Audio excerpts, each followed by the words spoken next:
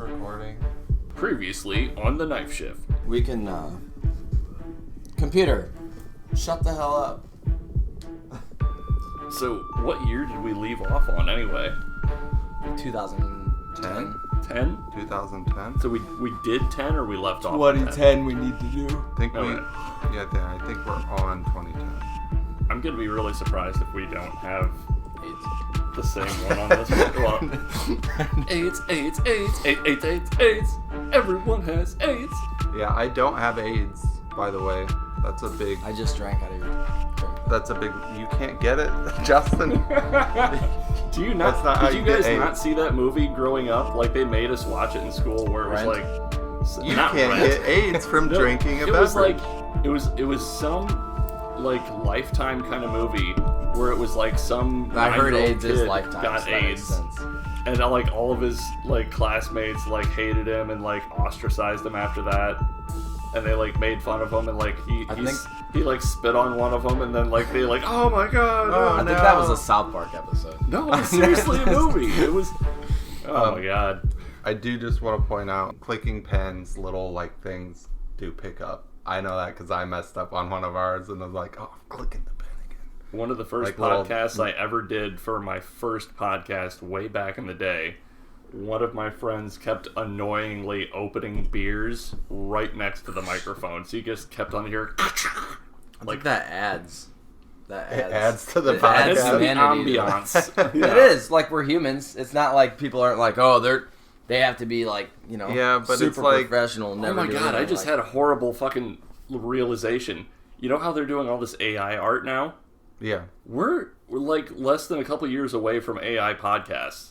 Like somebody's just gonna set it up like input horror, 3 bros talking, and it'll just be like, oh, well, here's the new episode of like robot horror. Like Justin just did the Carrie Eloise imposter blinking gif. He's just like that. no That's idea what he's talking about. quite the leap.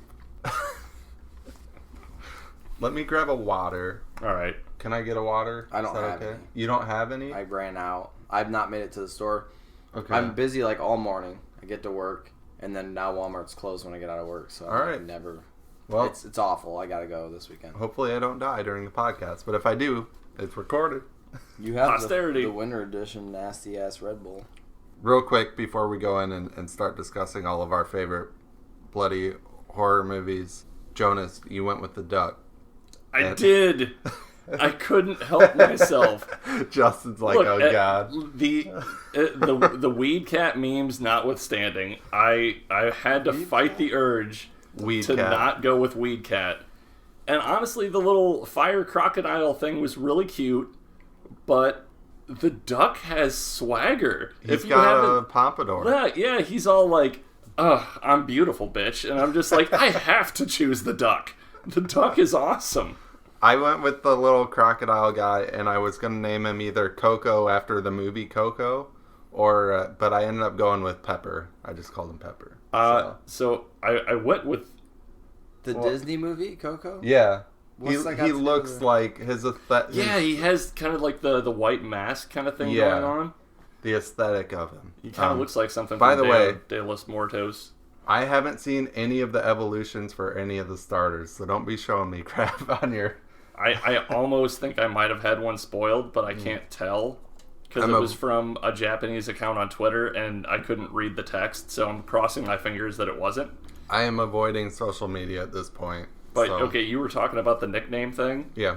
I messed up. No. You The- can rename him, I think. I guess I just haven't seen that option. Do you know what you were gonna name him? Yeah, Would you like to share with the class? I was gonna name him Howard.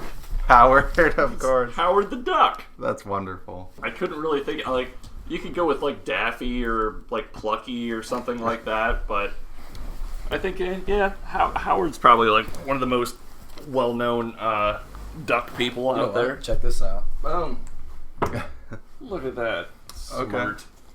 Well, I caught a flamingo and named it Fruit Loop, and and I caught a little black whooper and I named it Blackberry. So that's I've caught, like, 10 or 12 other ones at this point, but it's just been, like, diglets and radishes and stuff like that. Like, none of them have been like anything amazing.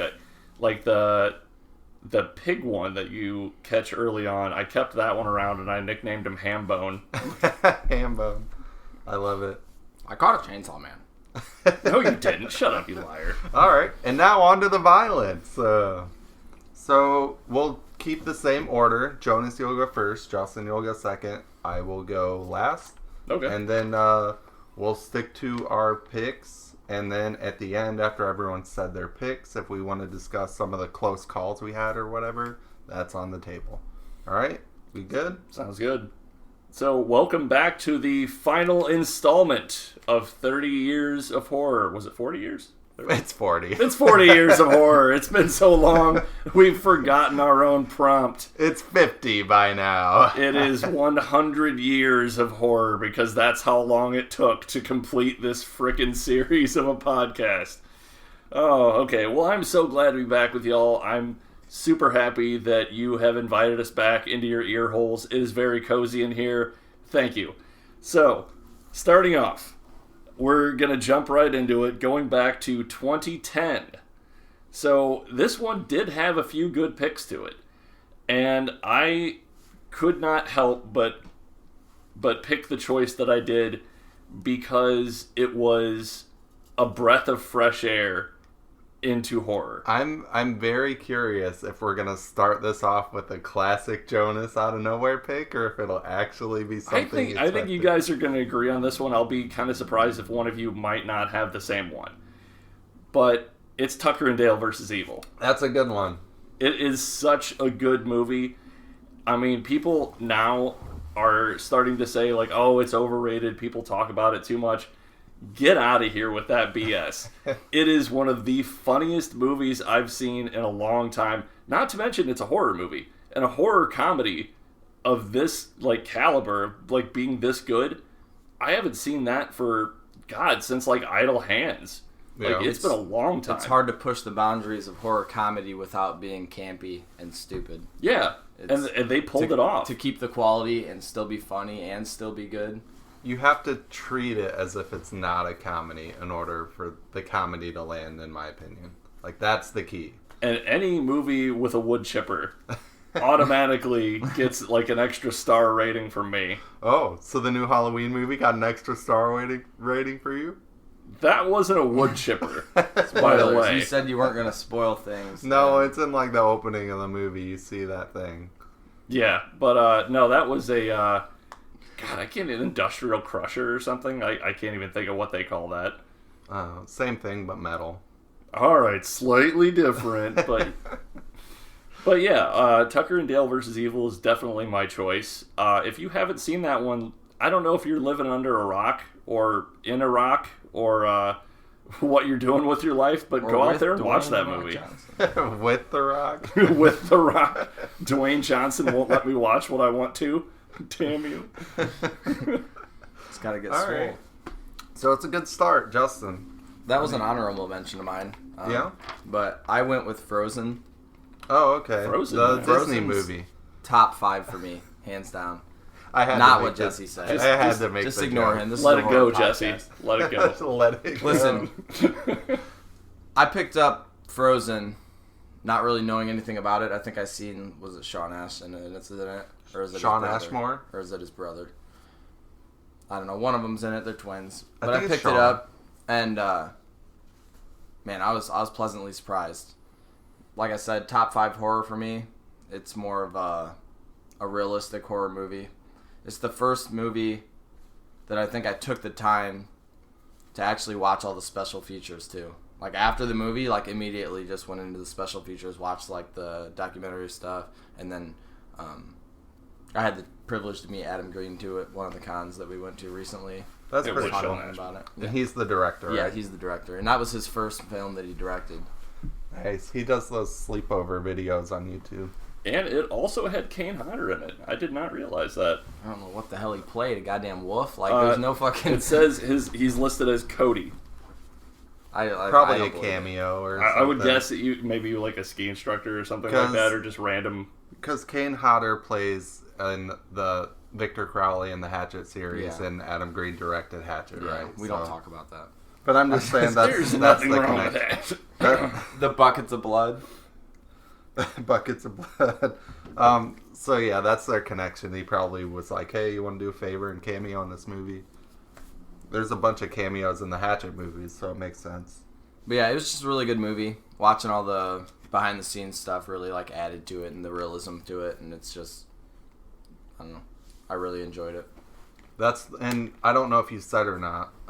That's the one where they get stuck on a ski lift, right? Yes. Like that's the premise of the movie. Yeah. Okay. They bribe somebody to go up. They switch for brakes. They end up shutting it down when they're like halfway up. And they get stuck And there's up like there. it's for the weekend, and then it starts like storming really bad. I really like that one because it was like a I would have done it this way kind of movie, or I could watch it and go like, oh man, if they only would have done this.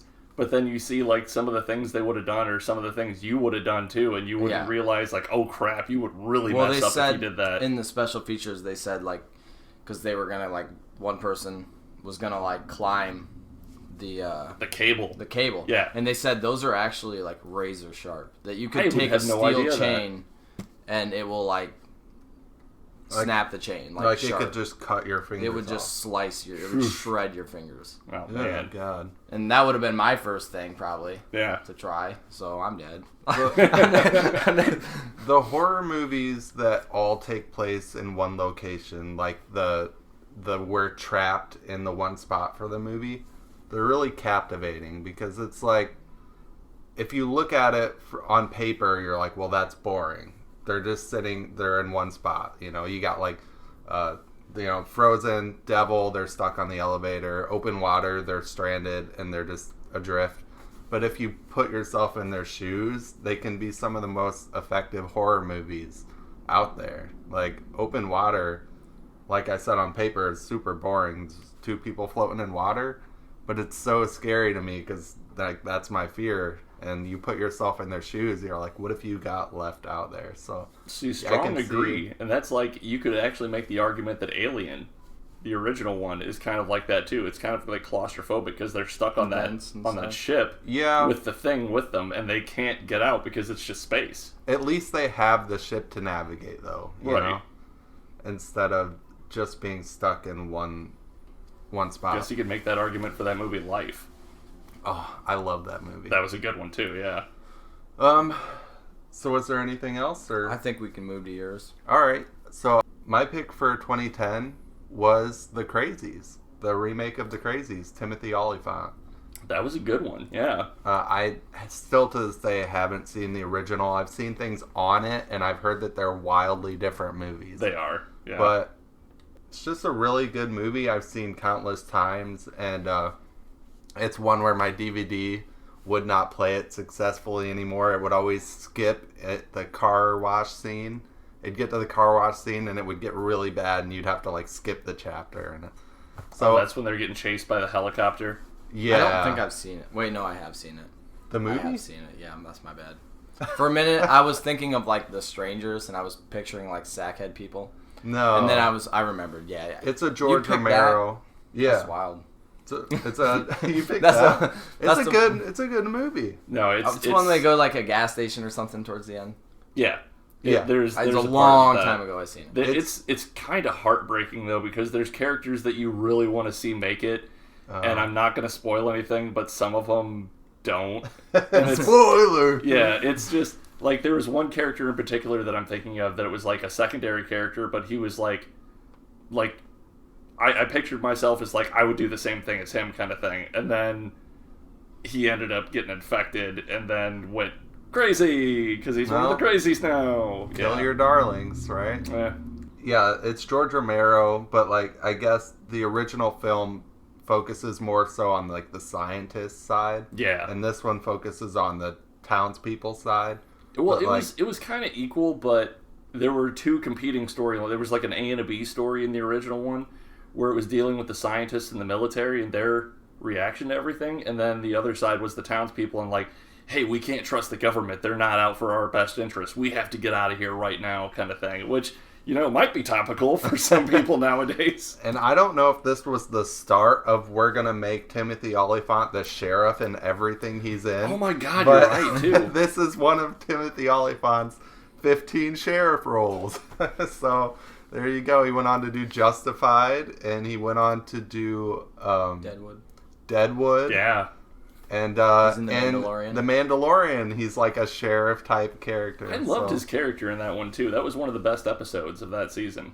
Was the one with Timothy Olyphant. Because I really thought for a second they were gonna make him Boba Fett or something. Because like he had the armor. Yeah. I'm like, oh no! We're like, this doesn't make sense, but I'll roll with it. Right? I think I wouldn't have been mad, but yeah, it's a weird choice. But him starting out from that, going on to all that stuff, and like even starting out before that, I remember like the first time I saw him was like the villain in a Die Hard movie. Yeah. So Justin, you said I was crazy for picking the crazies. So what did you think I would pick? Was there anything you wanted to talk about, or? I mean, thought you'd go with Tucker and Dale too. I mean, Tucker and Dale was on my honorable mentions. I also had My Soul to Take, and then I had Don't Go Into the Woods. Oh yeah. That's that Vincent movie. I had Don't Fucking That's every horror movie. Really, yeah. It's just strong advice. I guess my easy answer, I've said it before. I guess I'll repeat myself.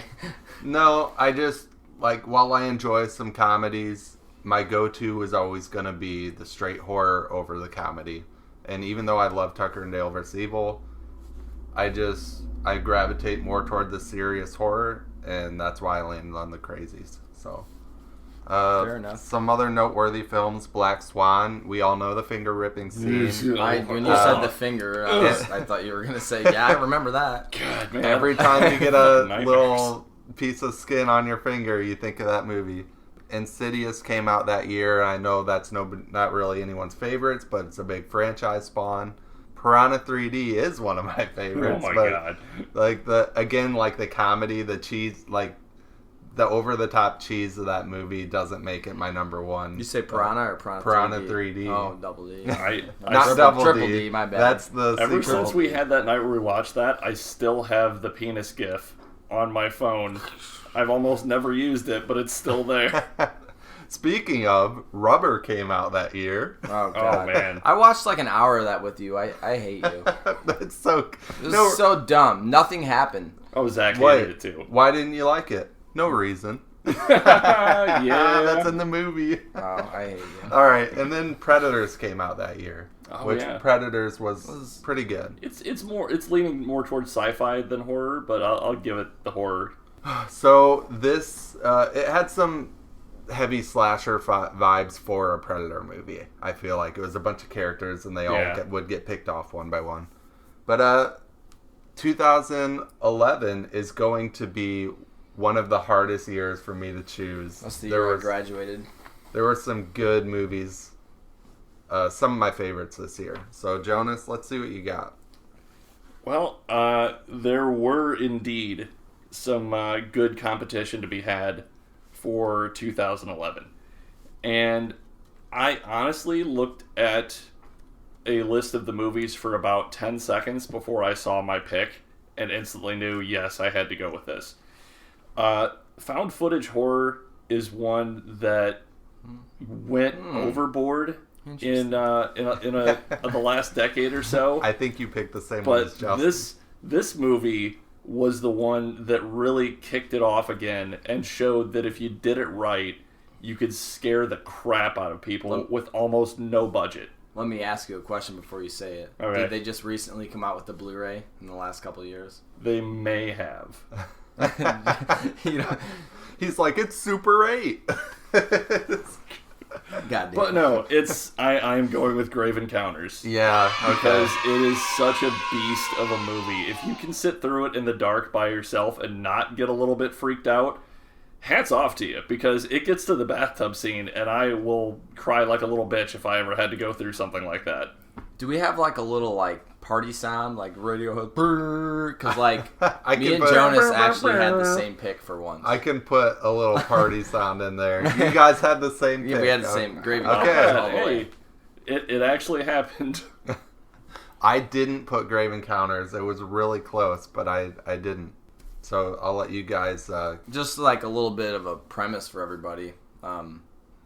It's basically parodying like the Ghost Hunters or Ghost Adventures or whatever, which I already think is a good idea because I'm not really a ghost believer, you know. A lot of those shows are so cheesy and hard to watch for me, but I think that's the reason why I liked this, because it started off just like one of those. It. But they pay off the guy out front and everything. I love how real it gets, where they're like talking like semi off camera. They're like, "Dude, are you sure about this? You didn't do that. You didn't do that." Like, yeah. I like that part. That it kind of really adds to the tension of it. And then when it really starts ratcheting up towards the end, where it's just like that last 10 minutes is like one of the scariest rides of a horror movie. Like, that reminded me a lot of the last entry from VHS, the original one, where it was like the guys go to the party, but they go to the wrong house, and they find like the cult thing going on. Yeah, that's like it kind of reminded me of that a little bit, where just shit's going crazy all around you, and you're just trying to survive. It's a really good movie, and then as I mentioned, they just came out with a Blu-ray of it, so I had been waiting a long time. So I need to pick that up, if you've too. not seen that one, go ahead and pick up that Blu-ray and watch that. That'll be a really good one. Turn the lights off. Make sure it's night. Make sure you don't even have to have a snack, because you're probably going to be like a little bit too into it to be eating anything, but like it's good. It's Make solid. sure you're naked, otherwise you're probably going to wet your pants. It's a 10th anniversary Blu-ray, I should add. So yeah, it's been out like a year. Is there a double pack with the sequel? Because The sequel is garbage. Oh, I didn't enjoy the sequel, but it wasn't that bad. I mean, like, It's not like it's The Room or something. Like, I mean, all right. Does anyone have any ventures to what I went with, or I you know want me to I know just- exactly what you went with. What did I Give go me 2 with? seconds here. I would state my reputation on it, and if you lie, that's No. a lie to the world. No lie. Because I know It is that one you of went those- with Cabin in the Woods. I don't think Cabin in the Woods came out this year. I think you messed up your year. I think Cabin in the Woods came out in 2012. I think he might be right. Jesse or me? I think Jesse's right. Well, your mother was a whore. Well, Brothers! we're not. Oh my even, god! We're not even gonna go into that. All right. I'm Well, just- you know what? I'm gonna let you know now. My pick for 2011 was Your Next. That was the only other thing I had written. So Yeah, Your Next is one of the best modern slashers. It just is. Like, you think slashers, you think 80s, right? All these classics, Nightmare and Friday, and like there's been a few gems here and there, but Your Next takes the cake. It's just a really good slasher. And that's I the guess one that it's Leanna not. spoiled for me before I watched it. Did she? Yeah. I've been eyeballing the animal masks on Etsy and stuff. For They sexual don't- reasons. They don't mass produce them, so you have to go to Etsy or something, and they're expensive. But That's funny to me because they're so generic. I You know. would think that you could just find them anywhere. yeah, you might find like one that looks really close somewhere, but then you still don't have the other two, and it's I would say you could probably go on Wish.com or something and probably find them, but then whenever they show up, who knows what they're actually going to look like. Your Next is a movie that, where as a horror fan, we don't have a lot of coverage for Thanksgiving, and Your Next is always my Thanksgiving horror watch. I guess it's really between that one and then Blood Rage. I don't know Blood Rage, but Okay, well, Blood Rage is the original Thanksgiving horror movie. That's the one, if you see the stupid meme about, like, what was it? Don't do the marijuana, have the cranberry sauce instead. It was like the guy, like, takes one toke of a marijuana cigarette and then stabs somebody right afterwards. That's from Blood Rage. something tells me Blood Rage is not my cup of tea, Jonas. Probably not. From the name Blood Rage, I'm just gonna. But it's a movie about a family getting together for a meal. They getting together like one would on Thanksgiving, and then things start. There might be some murders happening, and there'd be some murdering. some You said- conspiracies like. You don't know why or how, and things unravel as the movie goes. I don't know why, but the way you said One Wood, it just made me think it was like an Indian name, like One Wood. That's correct. That's all. One would to rule them all. Like I said, this was a tough year for horror, or I guess the opposite. It was a really good year Jonas for is horror. like, bark for me. And, your next Grave Encounters. Final Destination 5. It made its return with 5 that year, and everyone was, as one would, as the 5th installment in a horror movie comes out, you would be... bitching about everything.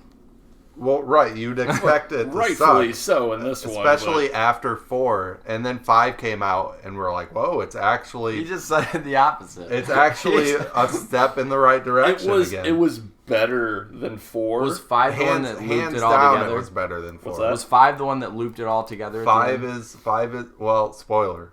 Yeah, but the spoiler for Final Destination 5. The twist is that it took place before 1, and it ends with them getting on Flight 850. I was just gonna leave it looped around. It's kind of vague. No, it's too late. We've already gone too far. we've reached our final destination on that one. But yeah, it's like if you pay attention, everything they're using pagers and everything is like very 90s, but you just don't think about it until the revelation. And it's the bridge is a really nice opener. 4 was a dumpster fire. But yeah, that came out. The Awakening, I don't know if anyone's seen that. Has a little young Bran Stark in it. The Innkeepers came out that year. I'm pretty sure I watched that one. That's a Ty West one, I believe. And Red State, Kevin Smith's Red State. That might have been one of his last good movies. That's possible. I will fight people on that one because I just watched Clerks 3. So, Oh shit! You did? yeah. The thing I can make a podcast just about that. I haven't seen it yet. Was it garbage?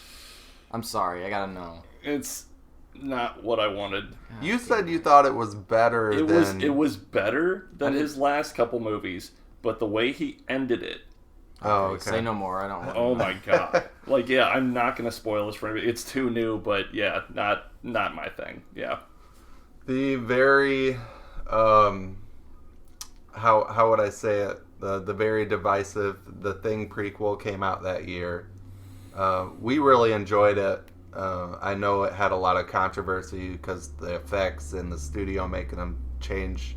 It was good, but could have been great. I liked it, Yeah. and I held it with like high regard until I had Edmund watch both of them back to back with me, and then watching the original and then watching that right after, I hated it. Like I despised it, Well, and it wasn't because I like heard a YouTuber say nothing. The first one, the whole special part is that you don't know who's infected. It's very like vague, and even the end of the first one is vague. And then the new one, it's like you might have 2 seconds where you don't know, and then they throw it so hard in your face that you are like, oh, okay, I guess there's no suspense. I think you might be holding silver up to gold on that one. Like, Yeah. it's so hard to compare an original to like the thing they made later. Like if you take like Terminator Resistance and compare it to the original Terminator, it's night and day. Yeah. Like, you're never going to be able to... But they're getting better nowadays at staying more true to the roots, and I feel like by taking away all that suspense, that was the heart of the original one. Well, in case you're not aware, I'll briefly summarize. They did the movie entirely in practical effects as And an then the homage studio. to the original, and the studio was like, they watched it and were like, we hate it. Redo over all this with CGI. And that legitimately happened. Biggest And mistake in Hollywood history. Made them redo the ending as well. Like, the ending is probably the most botched, and it's like they created a giant CGI monster to go over the alien creatures that they were going to have. Like, they were collectors, and they had collected the creature that is known as the Thing, and it escaped, and that's why their spaceship downed. And it was really cool, but they changed that up. And You know, it's weird because I'm just realizing this after I had watched it again closer to Halloween. But the movie Night of the Creeps actually has just about the same premise. It's like there's an alien race that has captured like another alien race that's like a shapeshifter, but it gets loose, breaks out of containment, and somehow makes it to Earth, and then starts infecting Earthlings and turning them into like creatures. It's like a weird alien zombie movie, Plus, it has some really good actors in it and some amazing lines. So yeah, if you haven't seen that one, yeah, It's easy to break down like into categories like that too, and like be like, yeah, it's really similar, but it's all about the directing style and what they're focusing on and everything else. But you already know all that stuff. But I mean, maybe I do. You've seen some of my trash movie takes, so maybe I don't. And the last movie that came out that year of note, we don't need to dwell on it, but Scream 4 came out that year, and that's a really solid entry in the Scream franchise. So, worth bringing up. That one was also almost my pick, just because Scream is my go-to of the main horror franchises. I don't believe you because you're wearing a Scream shirt right now. So, and also, it wasn't Scream 3, so yes, it was worth not acknowledging. And without, even if they put the cheerleader in there, without any save the cheerleader, save the world. exactly. Destroy the world. Without any spoilers, I'll just say Scream 4 also has my favorite killer in it of all the Scream movies. So, Because you want to fuck her.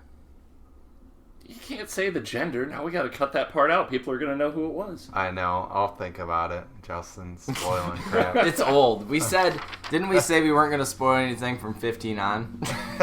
All right. What's our next year, Jonas? Our next year, 2012, the year the world was supposed to end. Did it? Maybe it did, and we're all living in a simulation at this point. Either way, I went with the craziest movie to ever come out in the year 2012.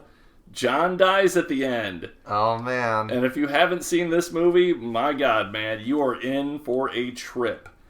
I would categorize it as cosmic horror because the things going on in this movie defy logic. There's weird dimensional time travel things going on, beings that might be good or might be evil. There's drug abuse, or is the drug abusing you? Oh. You don't know.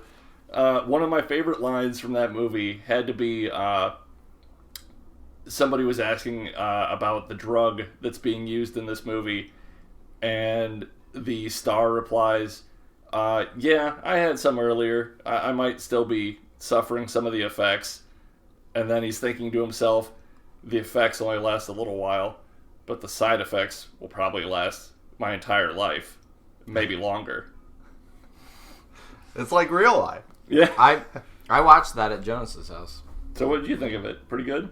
I liked it. I can't remember what we were doing. Drugs. If we were playing if we were playing a game or something, because I remember like we watched something else, right? And then did we watch that afterwards? And then I was like, oh, I'll have to like pick it up and like rewatch it. Or did we like something happen? That or something? might have been the night that I had the Wanted watch party. I might have thrown that on afterwards while people were still hanging out. No, I think it was just me and you. But we That's watched a couple horror movies, but yeah. I know I enjoyed showing that movie to as many people as I could because it got so little exposure. And the book that it's based on, if anybody is interested, it's actually a book, and it's a series. There's like 3 books at this point, and a 4th one coming out pretty soon.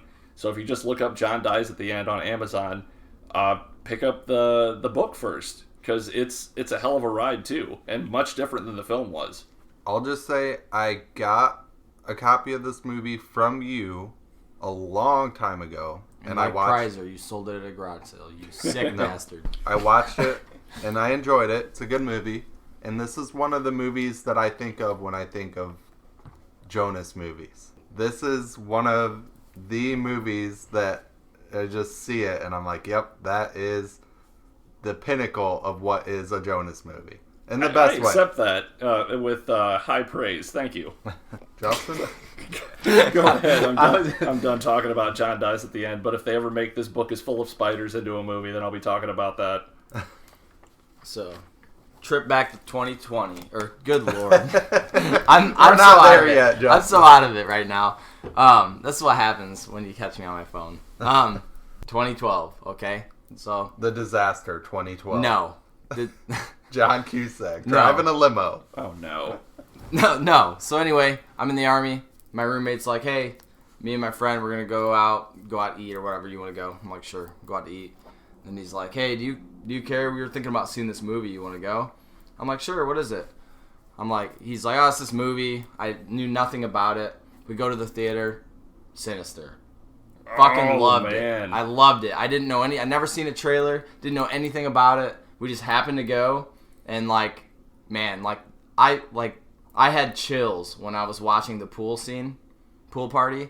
Like my arm, like it was like chills. And you see that in a theater, and you don't even know what you're getting into, because like it wasn't like, oh, we're going to see this like super scary movie that like, you know, has all this hype. It was just, sure, let's see a movie. And then it was just like you're seeing these tapes and things. I don't want to like get too far into it, but like you see that kind of shit on the big screen, and it was impactful. I also saw it in the theater, and this would have been my pick if John Dies at the End wouldn't have been the same year. I'm just slightly edging towards that movie because I like it a little bit more, but I'll just say this about Sinister. I wish they would release a vinyl soundtrack, because that had some of the creepiest music by far of any horror movie. They worked the film reel into the soundtrack. Some of that music is like haunting, and I say that like completely serious. Like that music could haunt you. But I'll also say, without giving too many spoilers on anything, that same scene.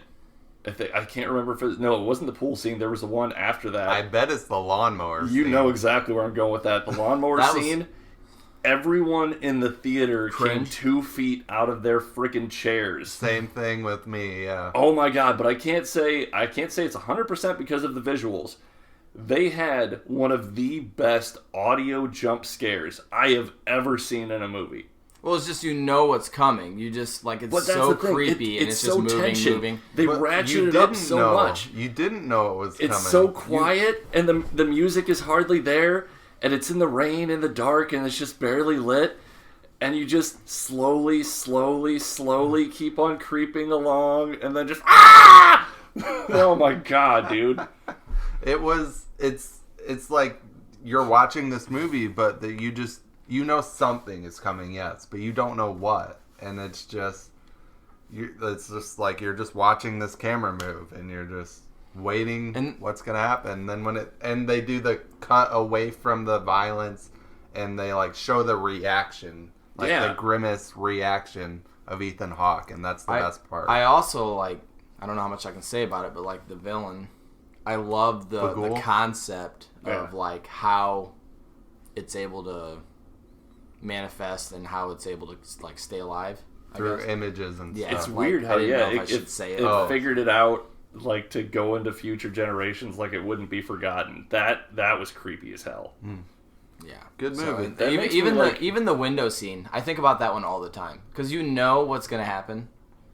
It, like, puts the picture up there. Oh yeah, like you know, but it's like, oh shit, and that's good. The director went on to do another recent movie that might come up later. It'll come up later. All right, well, we'll get to it. Yeah, probably will. There have been several years that I've thought about being Bughuul for Halloween. I know that they have a legit looking mask out there and little finger parts, and I'm like, is this the year that I be Bughuul? We'll both be Bughuul. we all three. But if you do that, you have to get your kids to play along with it. Oh, that'd be so good. Because that would be the perfect setup, then. Yes, it would. I don't know if Justin spoiled it earlier, but my pick is The Cabin in the Woods. Yep. Saw that in theaters with Justin right before he left for the military. I was like, how does this make any sense? But it's all the same year. It was the same year. Yeah. It was literally the day before I shipped to MEPS. Yeah. It was my last day as a civilian or whatever before I joined, and we were like, let's go see a movie together, and it was Cabin in the Woods. It was one of those movies where the trailers didn't give everything away, which is rare.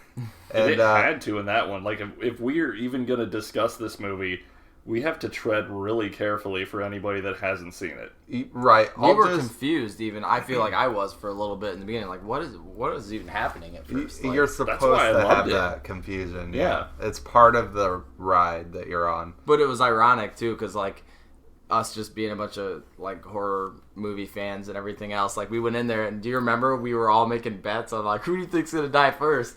And that's what they're doing. Yeah. That's great. I love the movie poster. I love everything about this movie. The casting. I would love to meet the cast at a con.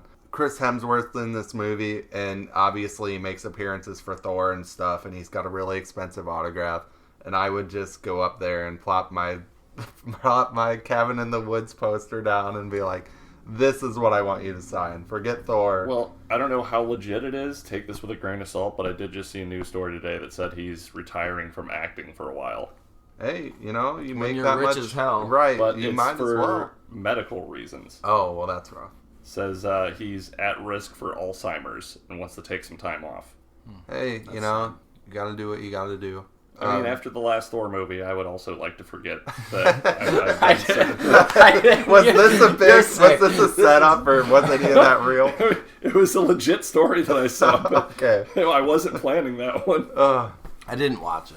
So yeah, I'll just say Cabin in the Woods is Drew Goddard, who went on. He had a big part in Daredevil, which is one of my favorite shows. But he worked on Buffy with Joss Whedon, and I guess on Buffy they always talked about how they had this idea for a horror movie, and they went on to do it. That was Cabin in the Woods.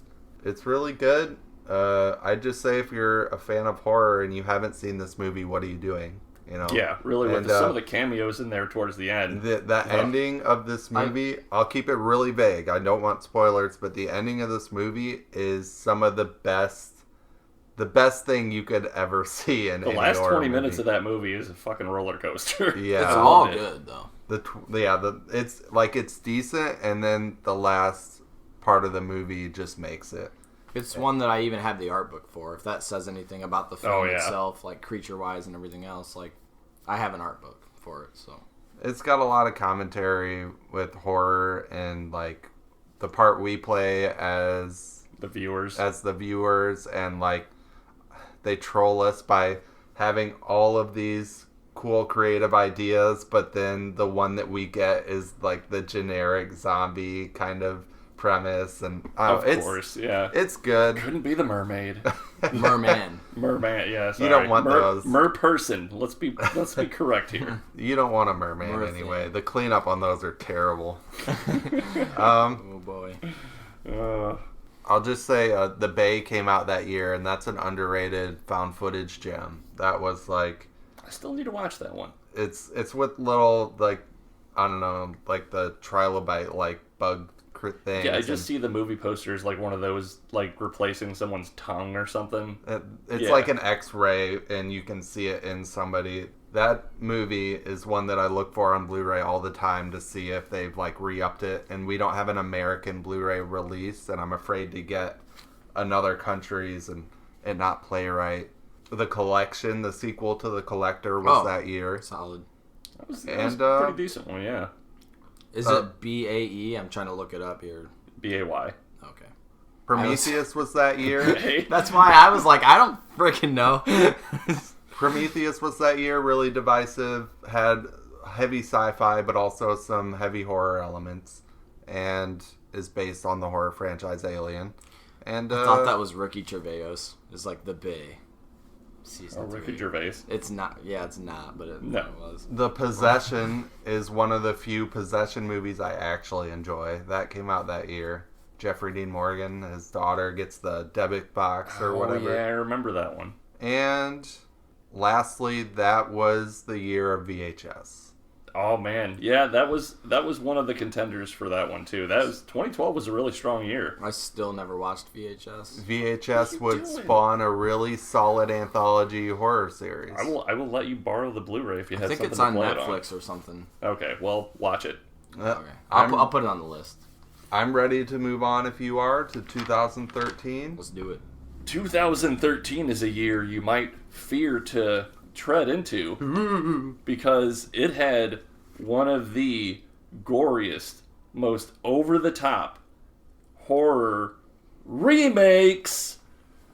I know we're gonna do a spit take on that one, but yes, I had just taken a drink, yeah. I guess I'm going to actually say it. My favorite movie of that year was a remake, and it was probably the first remake out of all the horror remakes that have been coming out in the last couple of years that actually stood up on its own as its own thing. Like, it could have been made and called something else and not felt quite right, but them calling it what it is, it's just, this is the kind of horror movie that I live for. And I don't want to make a long speech. And but it's the Evil Dead. It's the Evil Dead.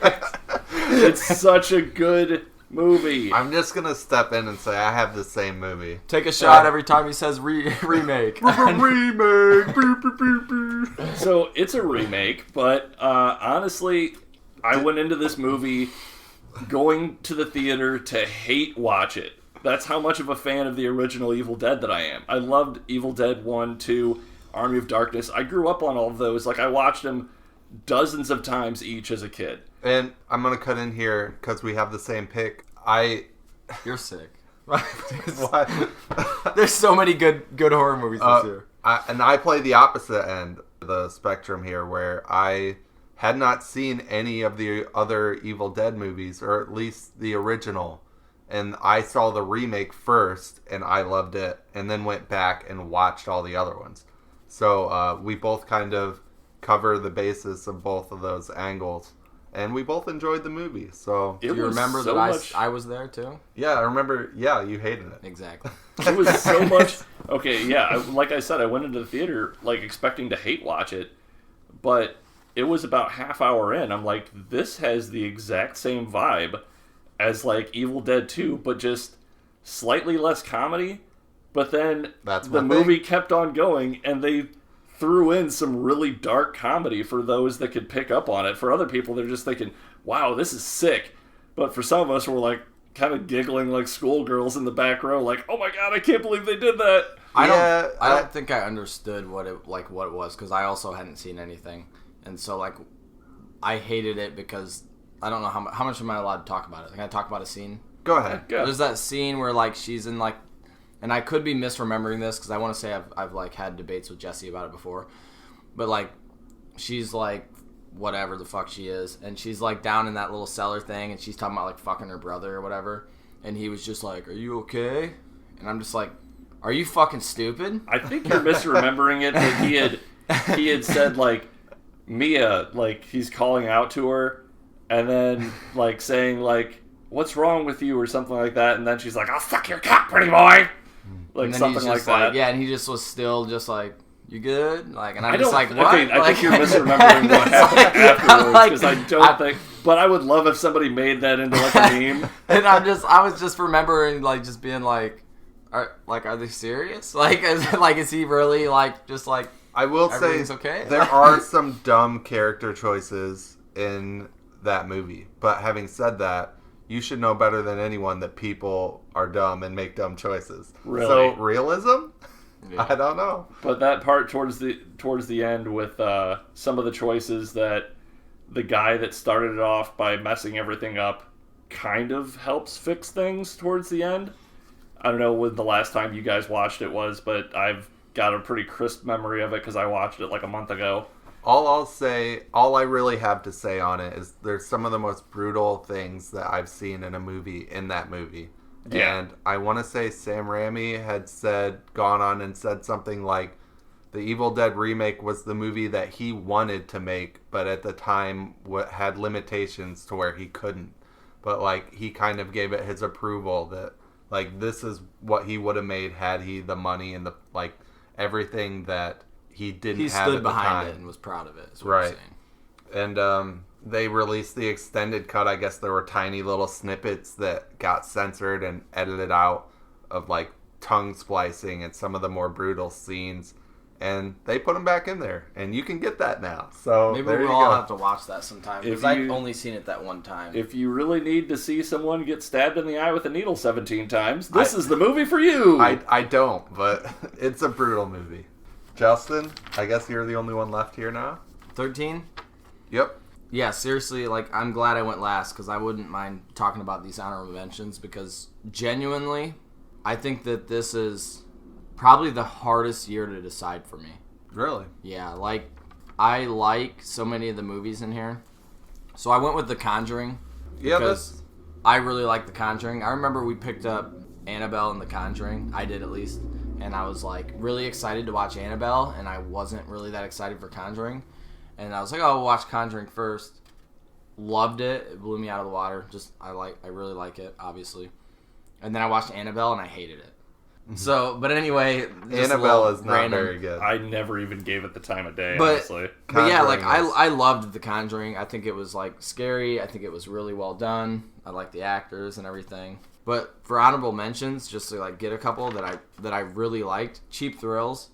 You know we love that. That was I a good don't- one. I don't know if I would classify it as horror, though. It's got horror elements to it, but it's almost just like a really dark comedy.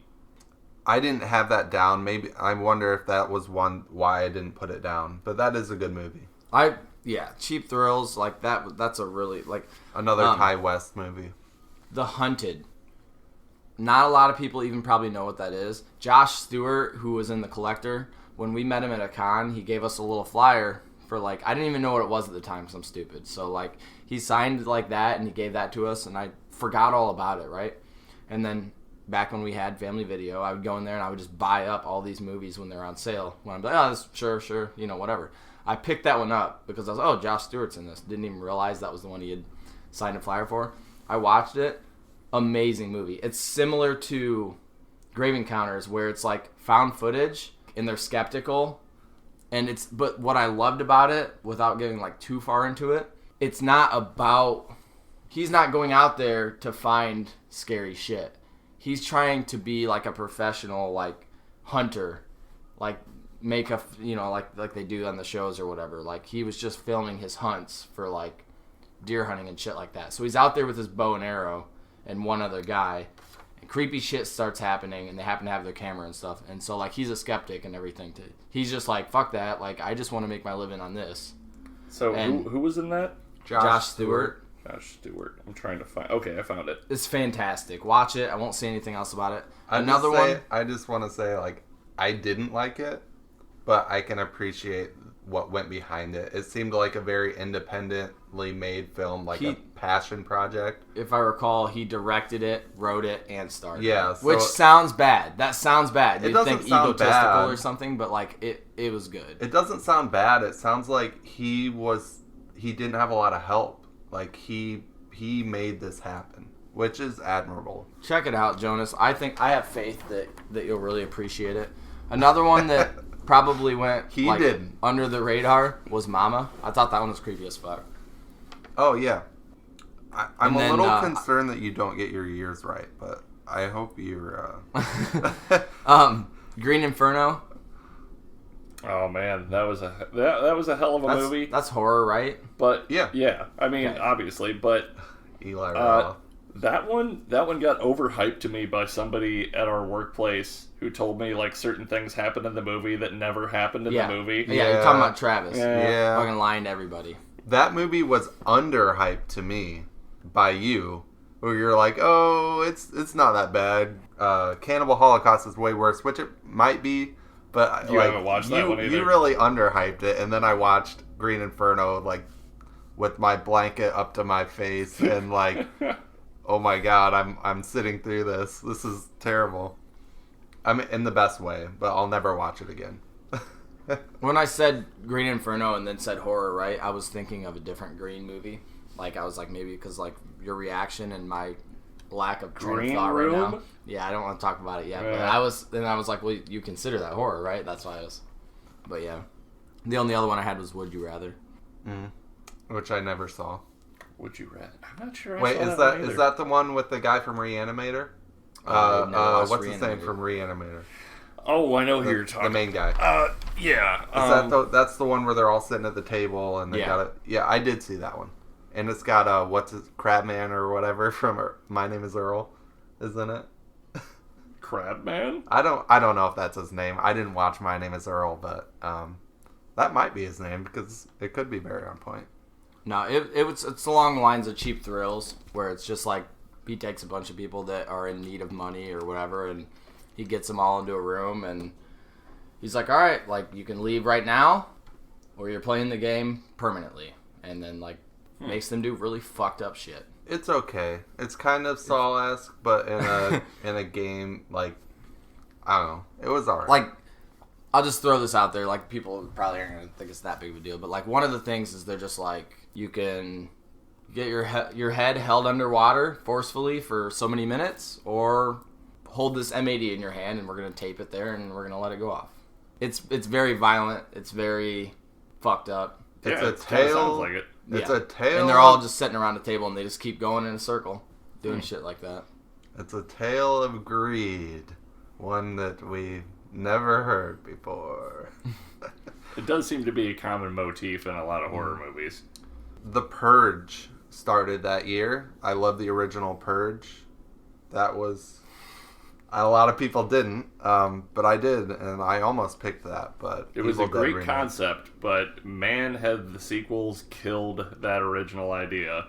They're just not even horror movies anymore. The irony being that's probably true, but the irony being that the biggest complaint in the original Purge movie was, oh, we have all this crazy stuff happening everywhere, and we're stuck inside this one house. We can't see what's going on out there. And I've always been like, you can tackle that in other movies. For now, this is the story, and I really enjoyed it. And then now we do have those other movies where all you see is what's going on in big cities and stuff. So, Same thing that always goes on in big cities.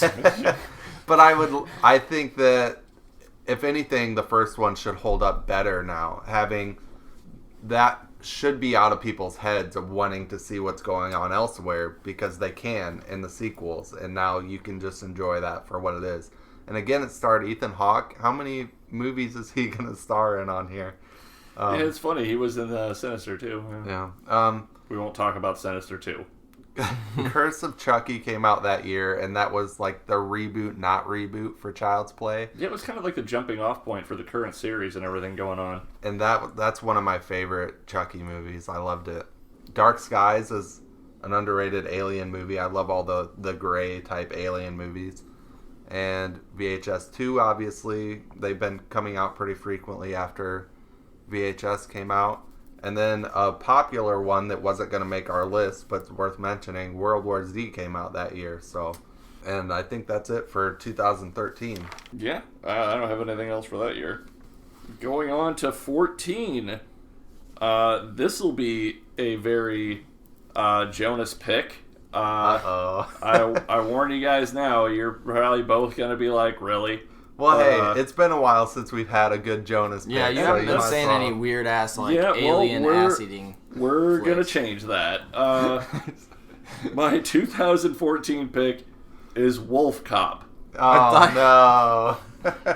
I had no idea this movie even existed before I was just scrolling Shudder one day and just saw Wolf Cop.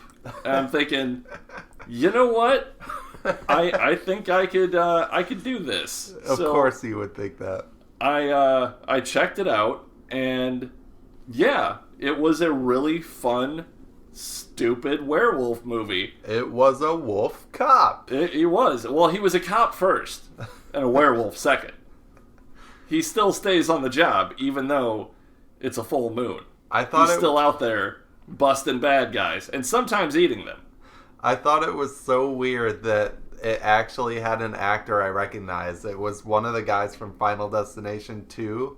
Oh, yeah. Like the guy that gets sliced from the barbed wire or Yeah, whatever. he was like the burnout guy. Yeah. Yeah, he's in that movie because... He's the wolf cop, yeah. Uh, And there is... there are some things in this movie that don't happen enough in most horror movies. A little bit more blood and guts, more practical effects. There's a decent enough backstory to everything going on that you can... I won't call it believable, but it's definitely passable as a horror movie. And one of the recent ones to actually have full frontal male nudity, which you don't see a lot of in horror movies. well, you do now. Nowadays, more, yeah. And that's the best horror film that came out in 2014, huh? In my opinion, yes. All right. The less said about Wolf Cop, apparently, the better. Justin? It Follows. I have the same movie. I love it. It's so good. It Follows is great. I remember when I watched it, I felt like, which it sounds dumb, right? Because I just went over this list and I'm like talking about all these good horror movies. But also keep in mind, I feel like there was gaps where I didn't see these each year they came out. Like I seen them at random and things like that. So I remember at the time that I had watched It Follows, which was not right when it came out, I felt like there hadn't been very many good horror movies. I was in like a drought of horror, and like I remember watching that and being like, man, like this one was like fresh and new and like really good. I don't know. It was refreshing. It's like a morality tale, but not your average one. Like every horror movie kind of has that aspect to it, where it's like showing you like bad people get punished most of the time. Like they're not all like Maniac or something, where it's just some crazy guy killing people. Usually there's some kind of underlying like this is bad in society kind of motif to it. And I think that being like I don't know how you would want to phrase it, like premarital unprotected sex being like the thing that kills people. Like, is the whole movie like an AIDS analogy or something? I've heard that, but I didn't take it directly as a premarital or unprotected sex is going to get you killed. It's definitely like a coming of age story, but it's just kind of that realization that what you get thrust into thrust. Yeah, Really, well, I didn't Jesse? say anything when we said coming of age, so It's like coming and thrusting over here. I don't know. Into the life of an adult, and you're just suddenly exposed, and you just mortality becomes a realization, and it's about the harsh truths of reality and nature, and just like death is a part of nature. And I think that's kind of what by the end the moral is, that you can't avoid death. It's a part of life, and like it's shocking to when you become an adult and you have to kind of face that, but you have to learn to live with it. you just have to keep going. This is getting Right. way deeper. I feel like I wish the writer was here and just be like, no, bullshit. Like I just thought it was cool. I just die. really like the aspect of it that where nowhere is safe. Like you keep thinking like they're at a low point in the movie, then all of a sudden like, oh shit, it's there again. It's just that impending mortality. And the last thing I'll really say about the movie, the really best soundtrack in a horror movie in a long time. It's a good soundtrack. Just the whole vibe of that movie was so like you could not pin down what year it was. And I really like that about it. Like it could have been late 90s or it could have been like current times. And there's never really a good way to tell because they're in that kind of like dystopia of a broken down Rust Belt town where everything's just kind of like trash looking. All the cars are old. You don't really see anything new around them. The one girl has this cell phone that's a clamshell that looks nothing like anything you've seen before. Yeah, it's weird. Like so much of it is just like it's its own thing. The music is also really heavy 80s synth. So And the camera work, like that shot, I know there's YouTube channels that have discussed it. The one shot in that movie where they're going into the high school to go get the yearbook, and it does that slow 360 turn continuously, like it does it like 3 times, like looking around, and you just see that figure in the distance just slowly getting closer. Each time the camera turns around, they're a little bit closer. Oh, it just adds to the dread so much. And they definitely jump scared me in that one too. I think it was like the really tall guy. Oh yeah, because that's the freakiest scene. I was like, the tall oh, guy in the close corridor hallway, just walking behind the girl. Ugh, yeah. And then like, there's some really creepy imagery, and I don't want to discredit what you're saying. Like, yeah, it is a really scary movie, and it can just be viewed as a monster movie. But that's how good movies operate. If you just want to watch it as a turn your brain off monster movie, if it works, and you can also apply meaning behind it, that's what makes a movie good. It's not heavy-handed either way. That's one of those movies that achieved both. Did you have any honorable mentions? I did. As Above, So Below came out this year. Really good That, one too. that one's really claustrophobic. Yeah, really hits the claustrophobia there. One of the best found footage movies. Creep came out this year. Mr. Peach Fuzz. We all know about Peach Fuzz. Yeah, I have no idea what the hell that is. Check it out. It's you're gonna go get in creeped out by go that in one. blind. It's about a weird guy, somebody responding to a Craigslist ad, and that's all I'll say. Tusk. And it's better. Tusk than is bad. This Yeah. is good. You're gonna roll your eyes. The Babadook came out this year. I love the Babadook. It's It's okay. It's gained some popularity in recent years. for obvious reasons, that was on my notes. The Purge Anarchy, the sequel, the follow-up to The Purge, had come out that year. Last Shift is a really underrated horror movie. That one is good. That one was really freaky. And again, when it comes to horror movies, it's all about perspective. And jumping into a horror movie where you don't know anything about the movie and you're just going in blind, I feel like they resonate really well. And Last Shift was one of those. Picked it up from Family Video, like Justin was saying, and it turned out to be really freaky. It's about a cop that's new to the force, and they're moving locations from an old building to a new building, and the movie picks up where almost everything is already moved over to the new location, but this new cop has to finish up the last shift at the old location, and she's the only one there.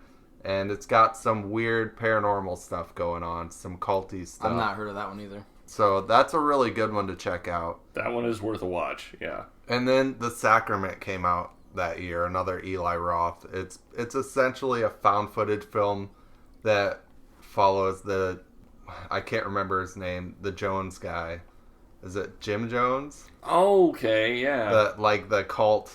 I never watched this one, so okay. It's a guy's sister ends up in this cult, and so he's trying to take her back home, get her out, figure out what's going on with that, and she's like, "No, it's all good. Come check it out, and I'll show you. It's all good."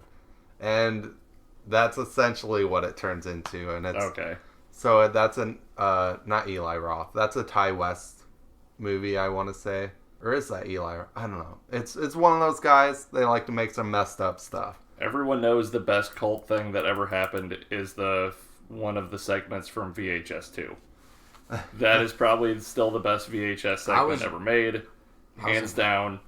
I want to say it's like South Korean apocalypse cult. Oh yeah. Oh man, I was gonna say Bad Times at the Casino El Royale. The El Royale. Yeah. That's cult. That's cult related. Yeah, oh, you're right. Yeah, I just bought that not that long I know it's ago. not horror, but I liked that segment from VHS, but I thought the ending bit just kind of taints it for me, where they just go that heavy I'm not gonna spoil anything, but like the final 3 seconds throws a joke in there, a little bit of comedy in there, and I'm just like, well, it was creepy. I had 2 honorables, and then we can move on to 2015. 13 Sins. It's another one that's right up the Would That You was a Rather really good alley one too, yeah. And the Cheap Thrills alley. That's actually the one I would have picked if it wouldn't have been for Wolf Cop. And Over then It Follows? Yes. Dang. And then I liked another It Follows, but- timeless classic, well received by everybody. Never heard anyone say anything bad about it. No, I genuinely do like this movie. I swear to God, Zombievers. Oh no. I really can did. neither comment nor discredit on Zombievers because I've never watched it. Here is my official Parody statement. of a movie I actually like, so it's like Here is my official statement. I'll watch it. I mean, I am glad that it did not actually make it onto anyone's list, and I'll leave it at that. I just said it. I prefer Zombies versus Strippers. Is it taking the place of It Follows? Are you swapping out here? It followed. Zombievers. Okay, so on to 2015. So for some of these movies, we're gonna be a little less descriptive. We're gonna start taking into note spoilers. They are more recent films. We will feel it out for each movie as necessary. It's a good call. Yeah. We don't want to be the guys that just like, and then Yeah. the big reveal was no. Actually, Darth Vader was Luke Skywalker's father. So moving on from man. there, my 2015 pick was Deathgasm. Oh man. This is a Jonas movie. If I This ever, is a very not knowing man. what it is, just hearing the word Deathgasm, like If you Jonas. guys haven't seen this movie, if we haven't seen this movie. you are in for a treat. Like there's a chance we've seen So- this movie. The basic gist of it is a friend group of death metal rockers that are still in high school, and I believe it's an Australian movie, but they spiders. accidentally conjure some demons, and there's some zombies, and maybe sex toys are used as weapons. So, not really spoiling anything there. I actually saw this movie on the last drive-in with Joe Bob Briggs. He Makes did a lot this. of sense. Yeah, he did this for one of his episodes, and it was a lot of fun. And if you guys want to check it out, it is on Shudder. So if you guys want to check that service out, it's the only one that I still pay for at this point. So it's got some good stuff. I thought there was a chance we had the same pick this year. I was wrong. We do, Jesse. Do we? We might. We better. All right, what do you got? Krampus. I 100% have Krampus. I was right there with it too, but I broke down last year and I bought. You know that they have the elf on a shelf. I bought the Krampus on a shelf with the little gingerbread man and the other little minion. Oh, That's cool. really cool. So I Do you put them have out it? for Christmas. Well, I don't even have my tree up right now. Okay. Shame. No, it's you're before fine. Thanksgiving. Okay. No, I want to. Okay, before we go on, I'm just gonna vamp for a second. I just want to say, What If- have I done? please, for the love of God, somebody that's listening to this that makes movies or knows somebody that's in the business, here's your pitch. I want to see somebody or something create some kind of evil turkey around Thanksgiving They have that one. goes around and murders people that have their Christmas decorations up before Thanksgiving. Anybody celebrating Christmas out of season gets the axe. In my defense, here's my thinking on it. Anything that is horror can be put out for Halloween, and then if it's also Christmas, you might as well leave it out. So my thinking behind, like, Nightmare Before Christmas gets a pass. Krampus and, like, is a Christmas movie. Krampus gets a pass. I'm talking about stores playing Mariah Carey at this point. Somebody needs to go in there and axe up the manager. And they Axe should up do that to Mariah anybody that Carey. plays that. Krampus, yes. It's one of the only Christmas movies I really enjoy. I really don't enjoy holiday movies, like Christmas movies. I mean, if we're talking Christmas movies and horror, Home Alone. I'm just kidding. no, The only don't other trigger one- Jonas. We will not hear. The only other one that really comes to mind for Christmas horror for me, Jack Frost. it's well, I mean, yeah, Jack Frost, but Jack Frost.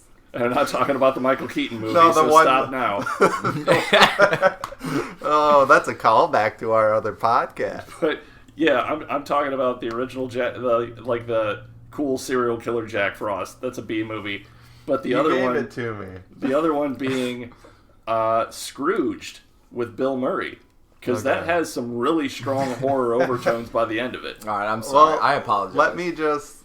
So Krampus is done by the same person who did Trick or Treat, and you can really tell. I didn't know that. And they recently released a naughty cut, like a director's cut through Scream Factory, and there was a lot of controversy over it because they really didn't add very much at all. Yeah. It was expensive. That's why I didn't get it. One of the things they added to it was a little Easter egg from Trick or Treat where the kids bring their candy down to share with their cousins, and they have the sucker Sam has in Trick or Treat is in there in the nice. candy.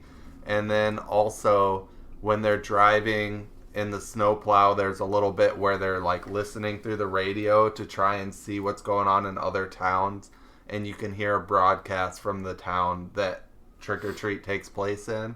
So there's a little bit of tie in there. That's pretty cool. They're talking about doing a Trick or Treat 2, and if they do, there's hope for a Krampus 2. That would be really epic. cool. I would love it. that. Double feature But- that all day. Any Trick or Treat or Krampus moving forward would be awesome.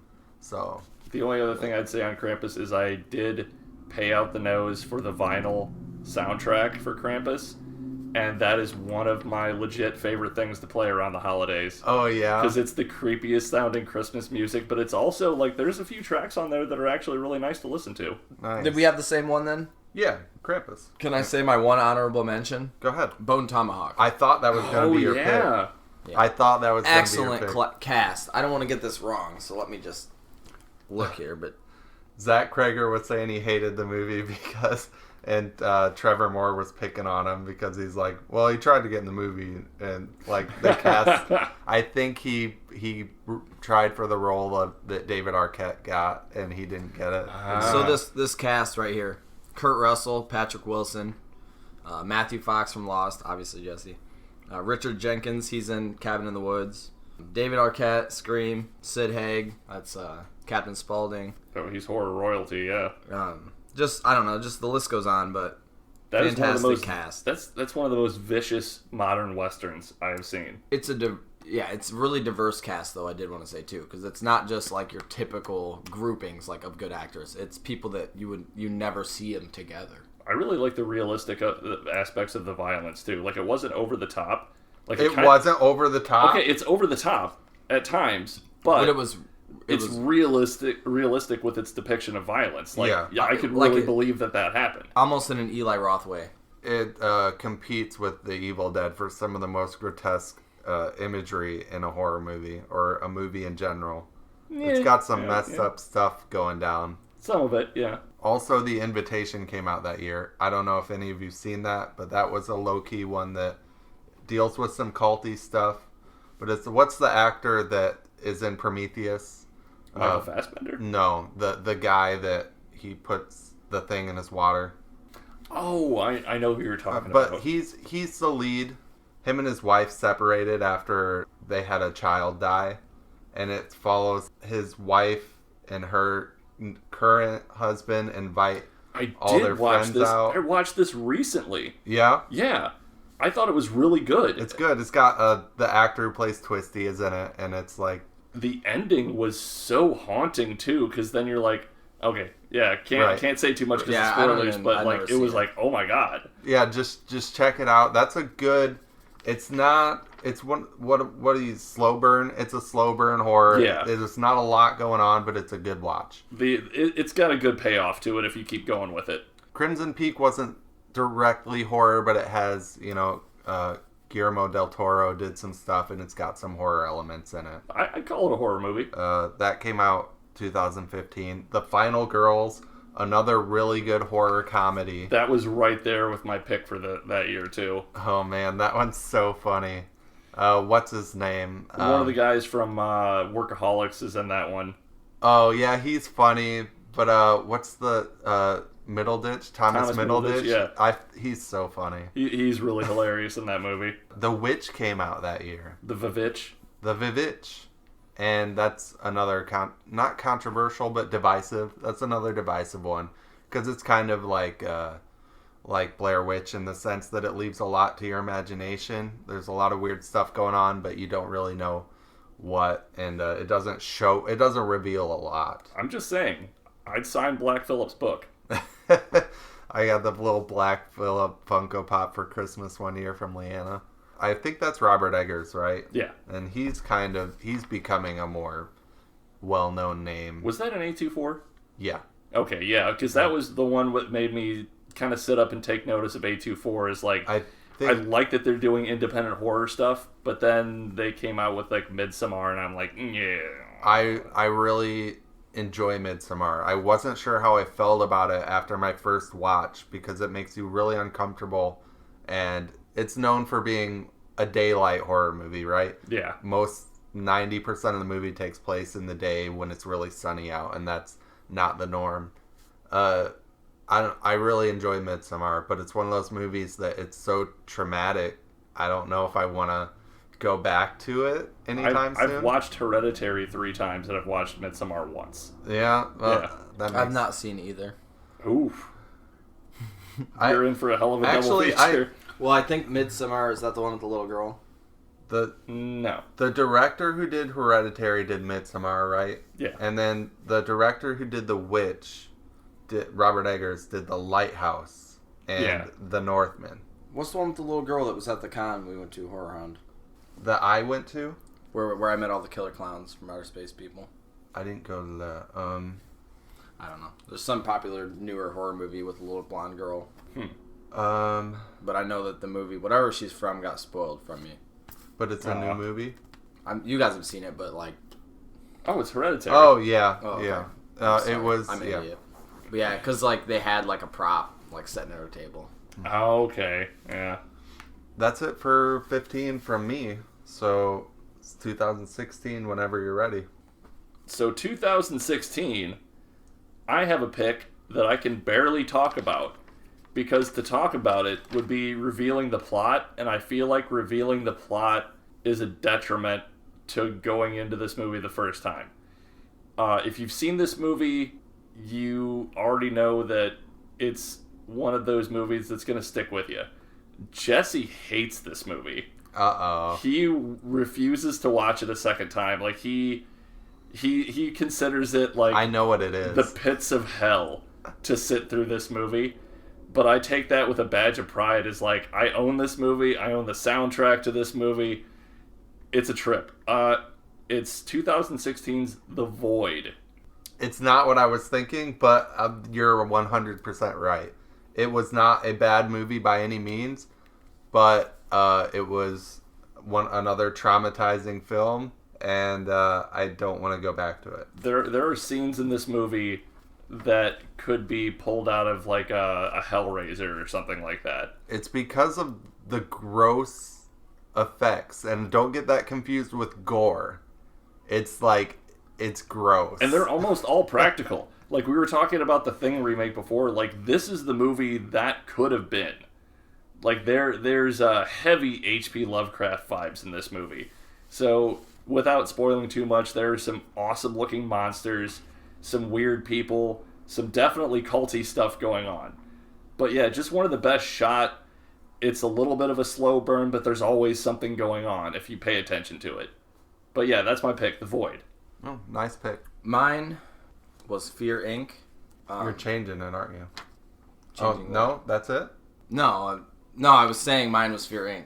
Oh, okay. Mine was Fear Inc., which, like, when I watched it, I remember a lot of times, so when we were younger, we always told each other about good movies, or we experienced them together. But as we got older, pretty much I just told Jesse about stuff I liked, and then he'd be like, oh yeah, I watched that like a year ago. So, like, I still share all my positive reviews with Jesse, and when I watched that one, I was so excited to tell Jesse because something that happens at the end specifically, plus like the whole movie, you know, and Jesse wasn't that impressed, which disappointed me a lot. But anyway, that's my pick. There were good honorable mentions that we'll talk about, but Fear Inc. was super solid movie. Have you watched it, Jonas? Yeah, I've seen that one. I'll just say that movies like that play on, like Game Night, that play on, like, is this real, is this not real kind of thing. A lot of it hinges on the ending, and I appreciate that part of the ending that you wanted me to see, but I didn't think it all added up right. There was something off about the ending that I didn't think it was very realistic. I don't know if that was me or the movie or what, but that's just how I felt coming out of it. We've talked about that before, about the ending of that movie, and I do kind of agree with aspects of your argument on that, but I do think it's a fun ride of a movie. To me, it was like the epitome of, like, this is Jesse and me. Like, this is us. Like, this is like a horror movie that, like, he would do this weird shit. And then, like, you know, like, I don't know, like, I really enjoyed it. Like you said, it was, you want to give, like, a super small, like, premise so they know what the hell we're talking about. So, basically, there's a couple of friends. Are they related? I forget. There's a couple of friends that are big into horror stuff, and one of them decides to sign his buddy up for a service, Fear Inc., which is going to scare the ever-living shit out of him for a night. And they're known for going, like, above and beyond, and, like, it's like one of those extreme haunts, but they come to you. And at any time and any place. Like, they don't tell you when they're coming. You don't get to say no. So it's kind of like horror rape. Like, they're just going to come for you. But yeah, it's the question of how much of this is fun in a game and how much of this is maybe more than that, and, like, you have to stick around to find out what's going on. See, now there was another movie this was kind of the premise for. It's not a horror movie. It's an old Michael Douglas movie called The Game. Yeah. And that one was kind of like the same thing. It was like him and his younger brother was played by Sean... God, what's his name? The really famous actor. But it's basically like signs his brother up for something for his 40 or 50th birthday to, like, get, like, the game played on him, and it's like all these weird things keep happening to him. I'm not saying that it's been done to death or anything. There's nothing wrong with the premise, but it's one of those that it, like, you know, April Fool's Day, and like you said, The Game, and what's the one with Jensen Ackles? There's like an early, but it's like the internet. It's like, essentially a hacker version of this. And it's like... Is that Fear.com? No. That was the one with Steven Dorff. Fear.com is The Ring, but with the internet. Right, yeah. But, like, there have been several movies like this, and like I said, Game Night is a big one that lean more into comedy, and more recently Haunt and what's the other big House is October Built. Yeah. There's some fun to be had in like trying to ground it in reality and have the characters be like, is this real? Isn't this real? But like I said, a lot of that just hinges on the ending for me, and if I feel like it adds up in the end. What was your pick then? So I'm changing mine. I'll just say, a lot of these later years, it was a difficult choice for me, and I had Split, which was a good movie, and James McAvoy. I know he's changing it too. James McAvoy can act. It's a solid flick, yeah. But I'm reading through these and I'm changing it. You don't know what it is. Oh, that you thought it was going to be Green Room. Yeah. I thought yours was going to be Green Room. That's why I thought you were changing it. Green Room's a really good flick. I'm going more for something that's traditionally my vibe, and I'm going with Hush, which was the Mike Flanagan home invasion stalker movie where the main character, like deaf or something, played by Katie Siegel, his wife, is deaf, and I thought that was really good. And then if you like Mike Flanagan's later works, like she's an author and she's writing Midnight Mass. Yeah. And there's a bunch of cool Easter eggs and stuff going on there. I will say I enjoyed Hush more than Don't Breathe. Yeah. Hands down. Don't Breathe was trash. Don't Breathe is okay. It's an alright movie. The sequel was hot garbage, but the original one... Did you know Don't Breathe came out that year? Was that the same year? Yeah, that's the same year. Huh, no, I didn't know that. But yeah, Hutch is good. Mike Flanagan knows how to make movies. I don't like all of his movies, but generally speaking, as a rule of thumb, I can't believe you like that over Green Room. Green Room is so much more fun. But Green Room, exciting. But Green Room is less horror. It's not always about the excitement when it comes to horror. Like, exciting horror is good, but sometimes you want that slow burn or that movie that's just more atmospheric and creepy. Like, for example, like, what was it? It wasn't The Innkeepers. It was some movie that was a lot like that. Like Green Room? The Devil's House. House of the Devil? House of the Devil, yes. Like, that's the kind of thing I'm thinking With the babysitter? Yeah. That one, I started watching that once, and I, noped out after, 5 minutes because I thought it was a little bit boring. But I went back to it about a year later, and I really enjoyed it. That's one of Josh Prizer's favorite movies. Oh, yeah? Huh. Yeah.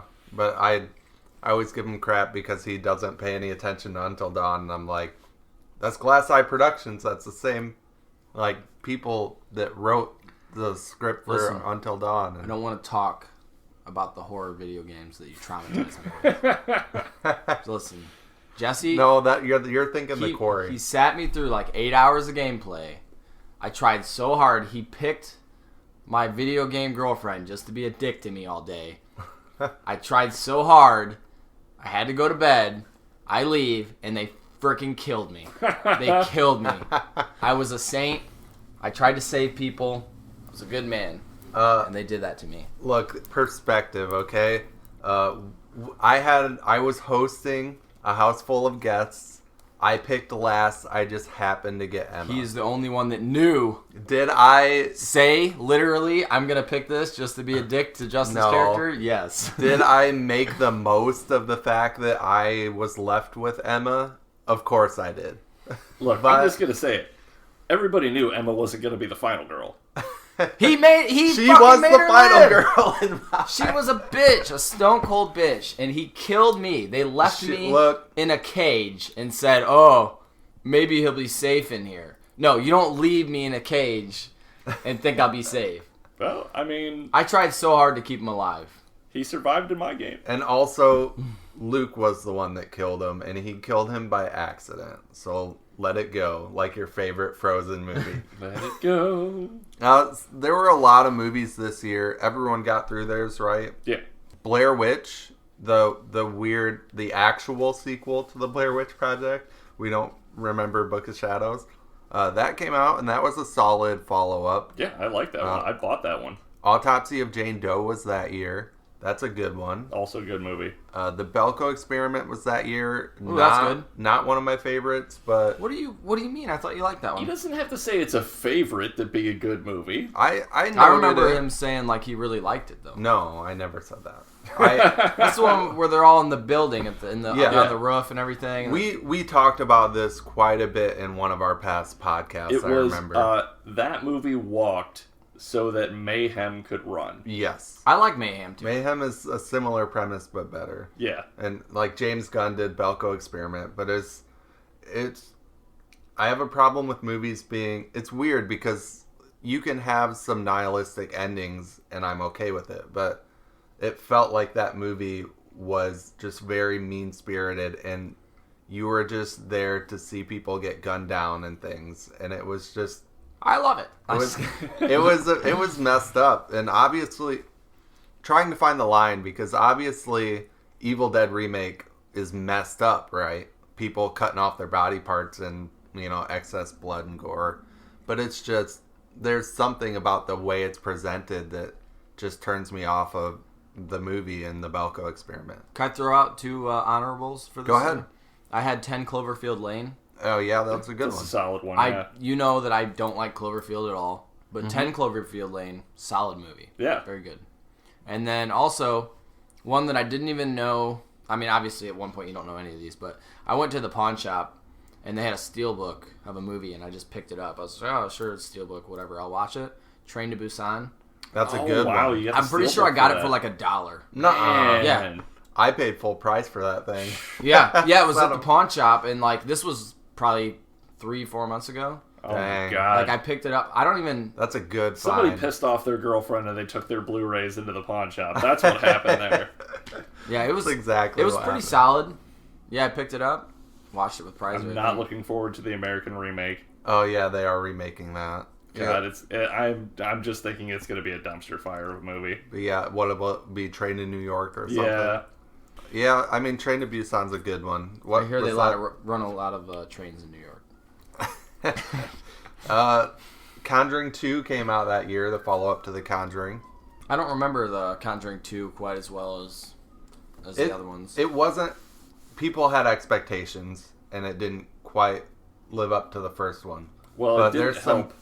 There's some good ideas in there. It didn't help that The Conjuring 2's base story was one that's been refuted and proven wrong like several times. Like they've gone back and like, okay, yeah, they investigated this, but even like the Warren's family or whatever said that like years later that one was probably not real. Yeah. Well, I mean, it's Hollywood. You have to take liberties. I mean, it's better than the Skeleton Key was, so I'll give it that. That's true. I didn't enjoy the Skeleton Key at all. Where'd that come from? That's Conjuring 4? What is it? what, the Skeleton Key? That's Yeah. its own movie. That's, Oh, is it? But it's in the same universe. As, no, like, not at all. This Isn't it? This is an old movie, The Skeleton Key. Mm-hmm. It's like I'm thinking voodoo of- and crap. No, I'm thinking of it's a Conjuring. It's the Conjuring one where the image on the front cover is the hand with the That's finger. a separate movie called The That Skeleton is Key. an Insidious movie. Okay. So you're confusing the two franchises. But they're the same. It's like it's so Well, convoluted. It's I- the same thing. No, they just both have Patrick Wilson, so it's confusing. I get it. I get the...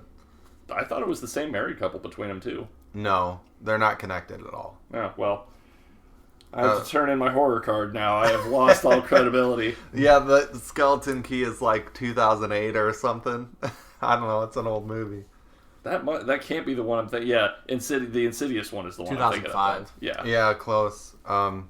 So the Purge election year came out that year, and I know we're on opposite ends there. Woof. Yeah. I enjoy Purge election year. You hated it because of all the gun sins you counted. Oh God, there were so many. I didn't actually watch it. It's a good... I quit watching The Purge, I think, after like 2 or 3. Yeah, well, it's the third one, Oh. and that probably is a good one to stop after. Yeah. I like 2 better than 1, but yeah, after that I was just... I've watched all of them, and God, did I regret watching There's the a last series, one. too. The last I one refuse. is Yeah, I'm not. the Gonna last do that. one's pretty bad. The series isn't actually that bad because they have less a budget, so they're forced to focus more on story and actually let things play out than they are on. Oh, just a big action scene here. I feel like that actually makes the Purge franchise, like, it holds it down. So the series isn't bad. They only did 2 seasons and it got canceled. But that's TV. So election year is not a bad one to stop on. And they actually wrap it up there. And They could have. They They did. really could have. They did the thing where they went back and did a prequel, how it began, and then I don't know, the last one doesn't make sense because they stopped it in election year, and then they keep going anyway, and then it's like... The newest one is just so highly political that they just... They always have been, though. Yeah, but to the extent where it's just like, now it's like, if you're not on our side, you're evil. Like, it wasn't like a lot of horror movies can get political and like make a message. With this one, it's just, if you don't agree, you bad. Isn't that the biggest... Yeah. Isn't that the biggest problem with any politics? Really, yeah. Is that we can't have... It's always us and them. We can't. Yeah. We can't just all be people. We have to fucking split each other into all these groups. But I'm gonna shut up now. The last movie worth mentioning in the great year that is 2016 is A Cure for Wellness. Oh, that was a wonderful one too. That was Gore Verbinski, and that one was really mixed as well. A lot of these are really divisive, I guess. That's such an artistic movie. It's gory and creepy and gross as hell. It's but got- at the same time, the camera work is so beautiful. It's such like a divisive movie. What's the actor's name? Devon or something Devon or... I have to look it up now. I don't remember. I like him though. He was in Chronicle, and it's got some really creepy mouth and body horror in it. Dane DeHaan. Dane DeHaan. Yeah, And that's a Mia very Goth was pretty hot in that one too. yeah. It's very Lovecraftian, isn't it? Yeah. They go some Lovecraftian routes, and that's all. We'll leave it at that. Not a movie you want to watch if you have any kind of phobia involving teeth. That's what I'm saying. Yeah. All right. Moving right along. We're trucking down this list like a bunch of space truckers. Is that your movie? No, it's not a horror movie. Space Truckers came out in the 90s. It's I not knew even that Space Truckers was gonna make its way on this stupid list. No, I wish, but no, my 2017 pick is not controversial. You guys might have had the same one. I really enjoyed it. It came out of friggin' nowhere. No one saw It this movie came out of coming. nowhere? No, It's so far for me. it's called The Babysitter. It's not, Shut but the that's hell up. that's a good one. The all Babysitter the- was so enjoyable. Justin's like, shut the hell. It was just, it's one of those movies Ridiculous. where you could really put yourself in like the protagonist's shoes. Like if you were a kid and you just randomly got this babysitter that turned out to be like evil as fuck, incarnate. man. So, but I don't want to spoil too much with this one. It's a really fun watch. It's good for pretty much any time of the year. I mean, every kid's dream was that you would get a babysitter that was attractive, right? attractive, but not like the devil. Well, I mean, the you two win, go hand in hand. you win some, you lose some. You have to make some sacrifices. No, that I see what you did there. that movie is really funny though. It's another good horror comedy. Yeah, that was Netflix. Yeah. The sequel was okay, but I enjoyed the original more. I agree. Like, Justin, I'm just so appalled because that's a good movie. It's a good pick. arguably my favorite horror movie of all time. And, like, it's obvious. Like, it's not like anything like fucking indie. Is it obvious, Justin? It is. Is It Chapter 1. It's between that and John Carpenter's The Thing, for me. Like, top horror of all time. Like, I was like, John Carpenter's The Thing did not come out in 2007. No, I'm saying, like, arguably, like, my favorite of all time. But more so probably It. Like, the Chapter 1 specifically. On Blu-ray. I'm just kidding. I also enjoyed it. It's amazing. Amazing cast, amazing What's story. amazing? It. I hate you. Like, for me, like, the best part about It, the movie. This is not No, I'm gonna not saying stop. the best part about it. I'm saying the best part about It, Chapter 1, Just say the movie. is the ability to make you laugh in one scene and then instantly make you, like, have chills or be kind of scared in the next scene. That, to me, shows how good a horror movie is. If you can make me laugh in one scene and then the next scene I'm like creep the fuck out, that's good. I Because agree. usually it's one or the other. You're either like not scared at all or you're not laughing at all and the jokes fall short. But in Chapter 1, they have that great contrast where the characters are funny and likable, and you can sit there and laugh, and then in the next scene you're like, what the, you know? That's actually one of the only nitpicks that I've heard from other people, not my own, but that it had too much comedy. Was that there were parts that they got unnecessarily jokey with. Like, I'm thinking, like, towards the end with, like, the doors in the house, like, that part where they're, like, opening doors that are, like, what was it, like... Scary, not scary. And they open, like... it's my like... counter argument is the antagonist is a clown, so maybe eat it. Yeah, no, I would agree with that statement. Yeah, he's a clown. It's going to get goofy. A dancing clown. Those are both solid picks. Yeah, I enjoyed that movie too. I don't know why you're upset that he picked The Babysitter. He could have said like Garden Chompers 5. So there were some other movies that came out in 2017 that it's just would have like, made you roll your eyes, but it's not just a big movie. It's like a powerhouse of a movie. Like, I agree. Well, it's okay, but I prefer the Tim Curry version, and I always will. That's just blasphemy.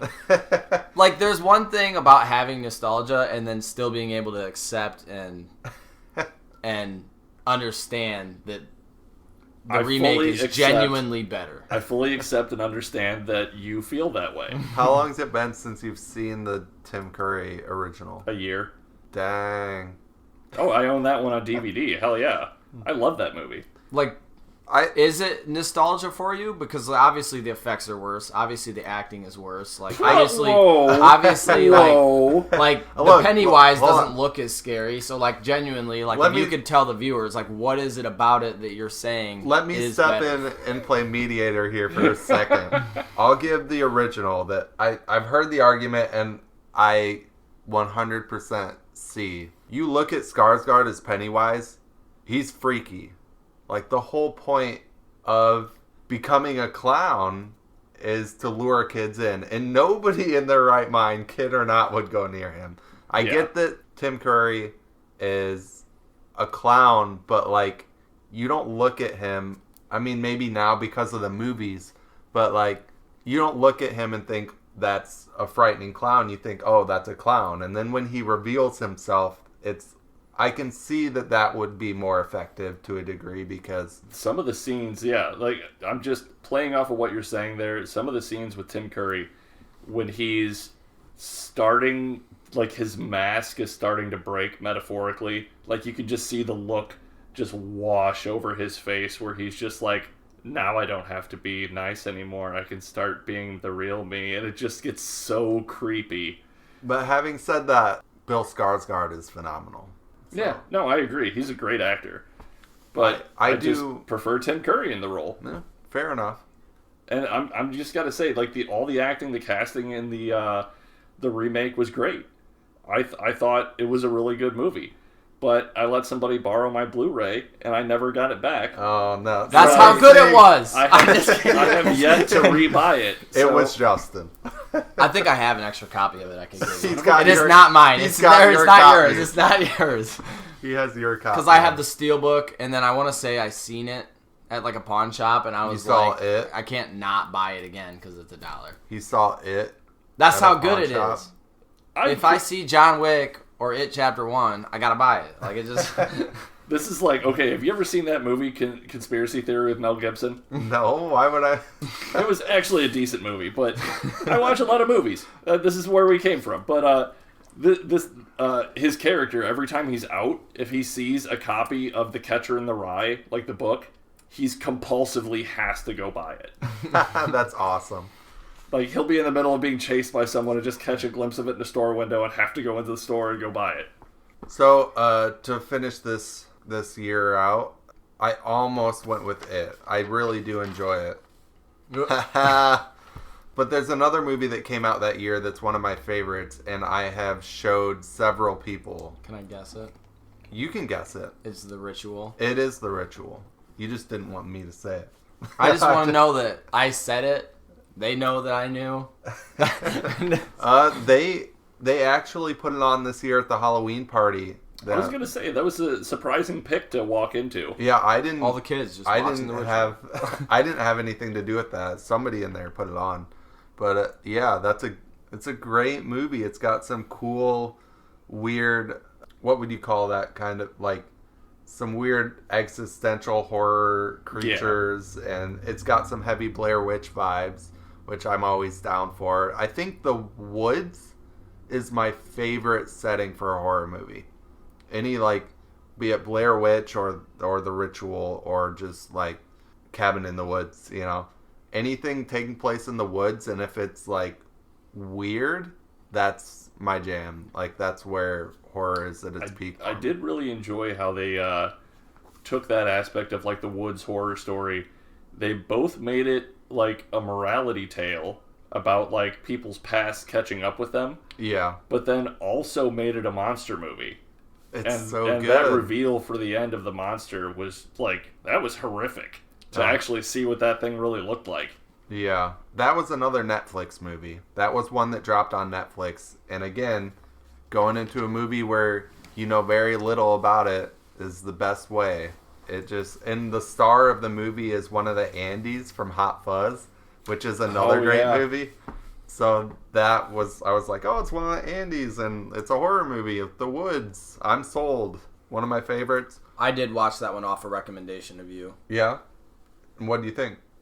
I liked it a lot. It was on my honorable mentions. Cool. Yeah, I mean, that's about it. I don't want to say anything else about the movie.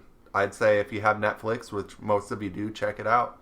The other one we did bring up earlier for an honorable mention was Life. Oh, Life. Yeah, that's right. I like that. I liked Life way better than, like, Alien. I know it's not the same, but it's very... It's like, Alien for a new generation. But I really liked Life. I liked how they took chances with the deaths. They yeah. really rolled the dice on whether people were going to quit watching after that one that I'm thinking of. Yeah, that's a good one. That was another one we went and saw in theaters. Oh, wow, that would have been cool. Yeah, I'm glad we saw it in theaters. That was a family video pickup that I didn't even really know much about it. I just picked it up and threw it in. And I love Jake Gyllenhaal, so... good ending, too. Very good ending. Yeah, I was pleased with the ending as well. Some other honorable mentions for the year. Alien Covenant came out that year to very mixed reactions. Cult of Chucky, the next installment in the Chucky franchise, which was I have a memory on Facebook or something of Justin being like, oh, like, here's the trailer for Cult. It doesn't look very good. And then I'm just like, I literally think it looks awesome. And I'm like Sam and I already made plans to buy this while we're in Hawaii and watch it while we're there. I remember that. But I was pleased with that one as well. One of the most acclaimed horror movies, just generally speaking, came out that year. You know what it is? It. Get Out came out that year. Oh, okay. Jordan Peele's debut of into horror. Oh, yeah. There's not a lot we have to say about Get Out. I mean, solid. It's a solid horror flick. Jordan Peele showing us what he has, and what I just like it because it's one of the few horror movies that show that horror problems could actually be solved if a person shows up with a gun. Yeah, I mean, that's always nice to see pay off in a horror movie. This was another year where there were a lot of good ones, but I had several favorites in the year. Happy Death Day came out this year. That's a fun horror. Yeah, that was okay watch. Fun horror flick. Gerald's Game, another Mike Flanagan. That was a rough one. Stephen King adaptation. The girl getting handcuffed to the bed, and that's another, like, we're stranded in this one location for the movie kind of movie, but that was a good one. That one got dark. Yeah. Tigers Are Not Afraid. I don't know if you saw that. I haven't watched that one yet. I think that's a Spanish film. It's subtitled. No, I have watched that. Yeah? Yes. With the kids. Yes, and that was a hard watch. It's essentially you're following kids that are homeless, right? Or that, like, they live in an area where there's some rough turf wars, and for whatever reasons they end up, like, without a home and without parents, and it's like them. There's some horror aspects, but it's mostly a drama with some sprinkled horror. If I remember right, yeah, there's some ghost stuff going on in that movie, Yeah. Did you want standard Dean or Goofy Dean? Is there, like, Goofy. Is there a pre-order plus bonus Dean? You want the Goofy one? Pre-order. Yeah, I want the Goofy one. Thank you. Put that in the fridge. Literally every single day, Dean's like, do you miss October and Autumn? That's really cute. I do. Jonas? Stop being adorable. We're trying to talk about blood and guts over here. No, he like always wants to see October and Autumn, like every day. I'm like, you ain't got time for that. So if you ever have the girls and they are bored, let me know and I'll bring Dean over. Everybody always wants to be around the Goyles. We're ready for 2018. Moving on to 2018. This one is going to be one that you guys are probably going to hate. Jesse might like it, but I'm pretty sure Justin does not. I probably don't even know It's what it not is. the same as mine. Okay. This one stars probably the biggest actor in the universe. Tom Cruise. Of course not. Will Smith. They wish they could get on this guy's level. Wait, biggest actor in the world? This Yes. is a whole thing of itself. I want it's, to. Keanu Reeves is getting big these days. It's not Keanu. It's Chris Hemsworth again. I would say Mel Gibson It is is not. Mel Gibson is probably one of the biggest ones, right? No, it was Kevin Spacey before. Anyway, You tell guys us. are all Oh wrong. no, Charlie Sheen. Because it's Nicolas Cage. Oh, with my Oh, what the Mandy. hell ever? No, Nick Cage, I'll biggest give it, actor I'll in the give it world. to him. Nick Cage was an oversight. He is. He pretty has big. the unbearable weight of massive talent. I mean, That's really. not the movie. Real quick though, we didn't mention Morgan Freeman. Oh, Come on, yeah, he's yeah. pretty big. shame but- on us. Yes, Nicholson. Mandy is Cosmatos. I'm going to butcher his name, so I'm not going to try it. Magnum opus of revenge against the cultiest of cults that's ever culted. Nicolas Cage is living a happy life in the Pacific Northwest as a forester, kind of like a lumberjack kind of thing, while his wife Turn into Dexter. is an artist/writer who spends most of her days smoking and reading trashy novels, but their angelic bliss is interrupted one fateful night, when someone decides they want Mandy all for themselves. But Mandy is not the receptive type to unwanted strangers, so things go off the rails really fast. And then it's up to Nick Cage to mete out justice the way he sees fit. With an axe, he makes himself, which is one of the best sequences in the movie. And even spoiling anything about this, like, I don't want to talk too much about it because it's such an awesome movie. It's artistic, it's over the top in the best way. Cage goes full on Cage in this movie. It's You never go one of full his, Cage. One of his best performances, hands down. Watch Mandy, you won't regret it. Can I?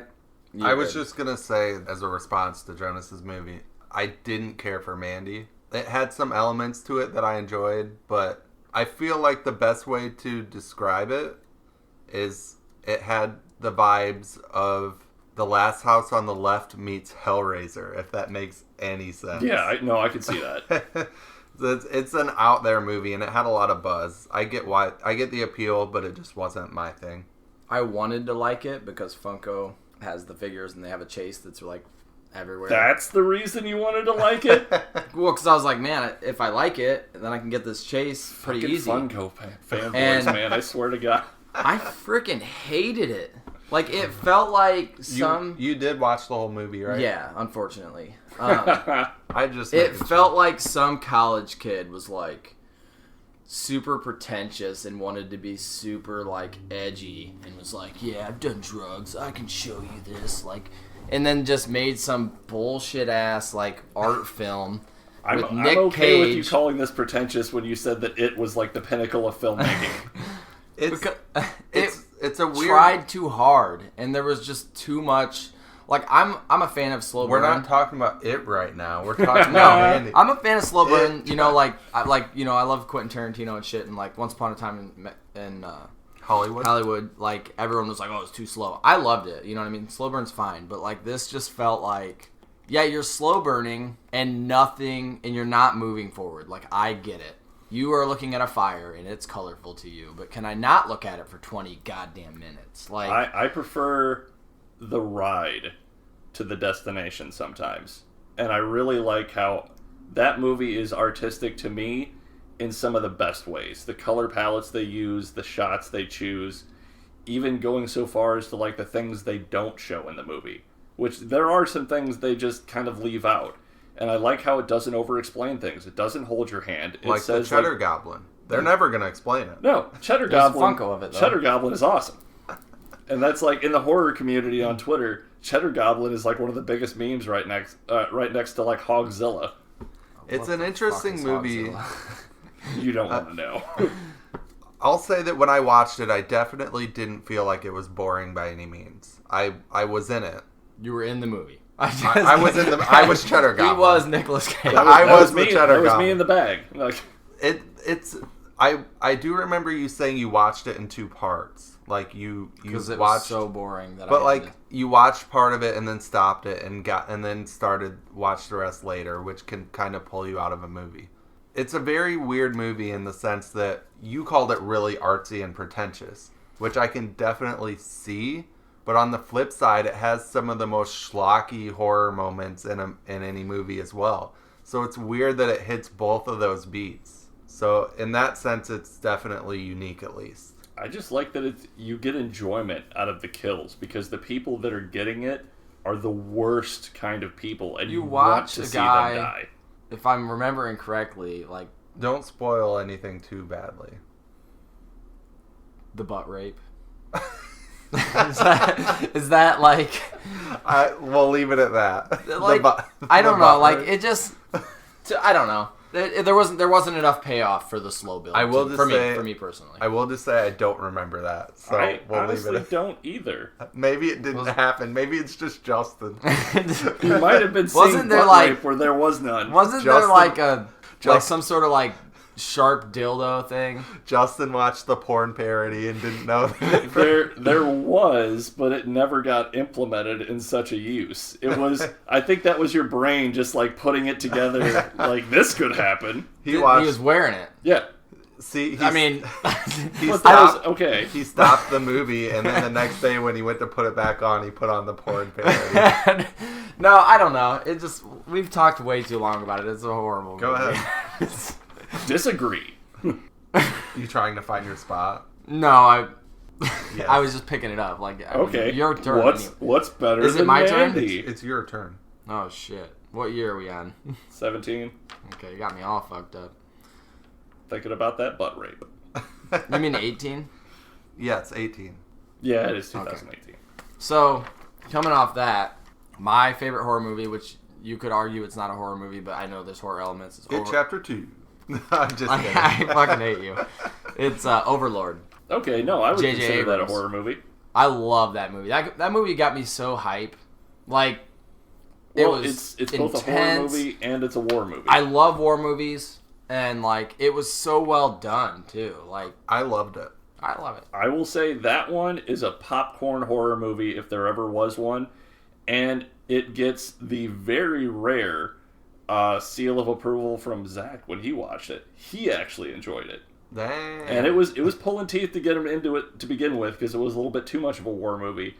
But whenever the weird experiment stuff started happening and all the Nazi stuff started happening, then he was all into it. So Like, I remember at the end of the movie, like the hardcore metal like end credits were playing, and like I was like literally just like up like jamming and rocking and like. Blah. I was also with Edmund, but like I don't know, like it had me really hyped. Like we loved it. His high energy is contagious. Yeah. I like that. Not to get into spoiler territory, but that one had a semi-happy ending, which is really rare for like a horror movie. Like, spoilers. No, it starts very nihilistic, right? Yeah. So it's good that it kind of evens itself out. That was a movie that I went into not knowing much about it. I didn't know any Nazi stuff was going to be. I didn't know what it was. I just knew that it was J.J. Abrams, right? Yes. And it was like a horror movie. And I had seen like glimpses of trailers, but not enough to know what was going down at all. The way that it opened up, and it was a war movie, but filmed like a horror movie. I thought that was really cool. It's like Which there should be more of Right. it because war is horror. like war I mean, is horror. well, this is the thing. They got the closest we will probably ever get, and I bite my tongue saying this, but the closest we might ever get to having like a Wolfenstein movie. Because that's what the vibes were really giving me. If you know anything about like the old school Wolfenstein lore, it was almost exactly like this movie. Some of the weird body horror stuff's really cool. Yeah. And the thing that stood out to me was Euron Greyjoy was in it. The actor that plays Euron Greyjoy from Game of Thrones was one of the baddies, and that was really cool. Really fun to see him pop up. But yeah, it was a great movie. Solid pick. What'd you have? It's no Mandy, but I mean it's good. Mine is definitely one of the bigger releases, and we already talked about it. My pick was Hereditary. Oh, okay. Yeah. Hereditary was instantly made its impression on the horror genre. And it's got really wonderfully done subtle horror. And it's got some of the culty vibes that we love in horror movies. It's got what I love about, this is just the one that comes to mind, but like The Strangers, you know, the scene we talked about where he walks in the background and it's just kind of there.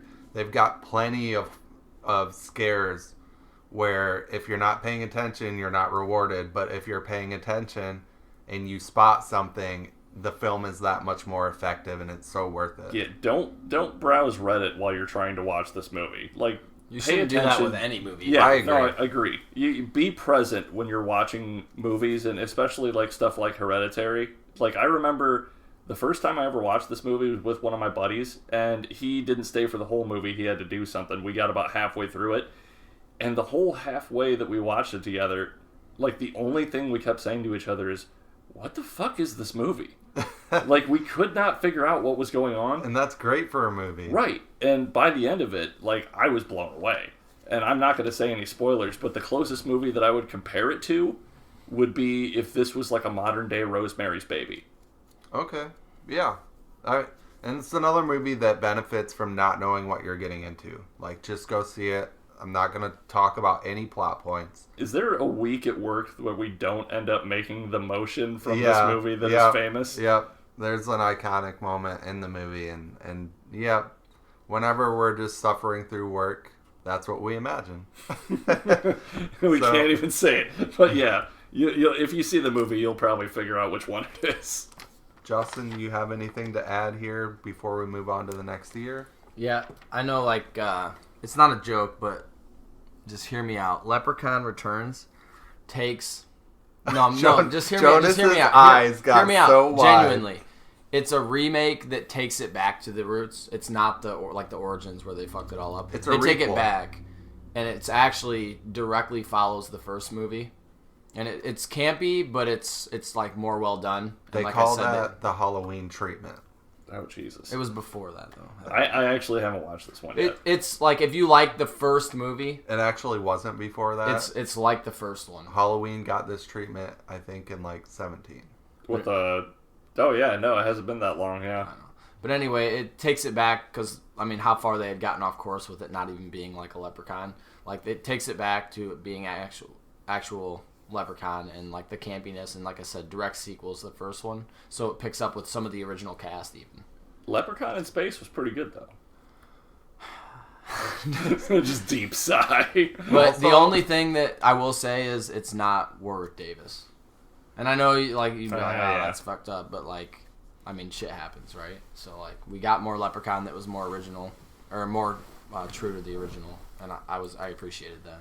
I'll just say that Child's Play did it first, as I already talked about.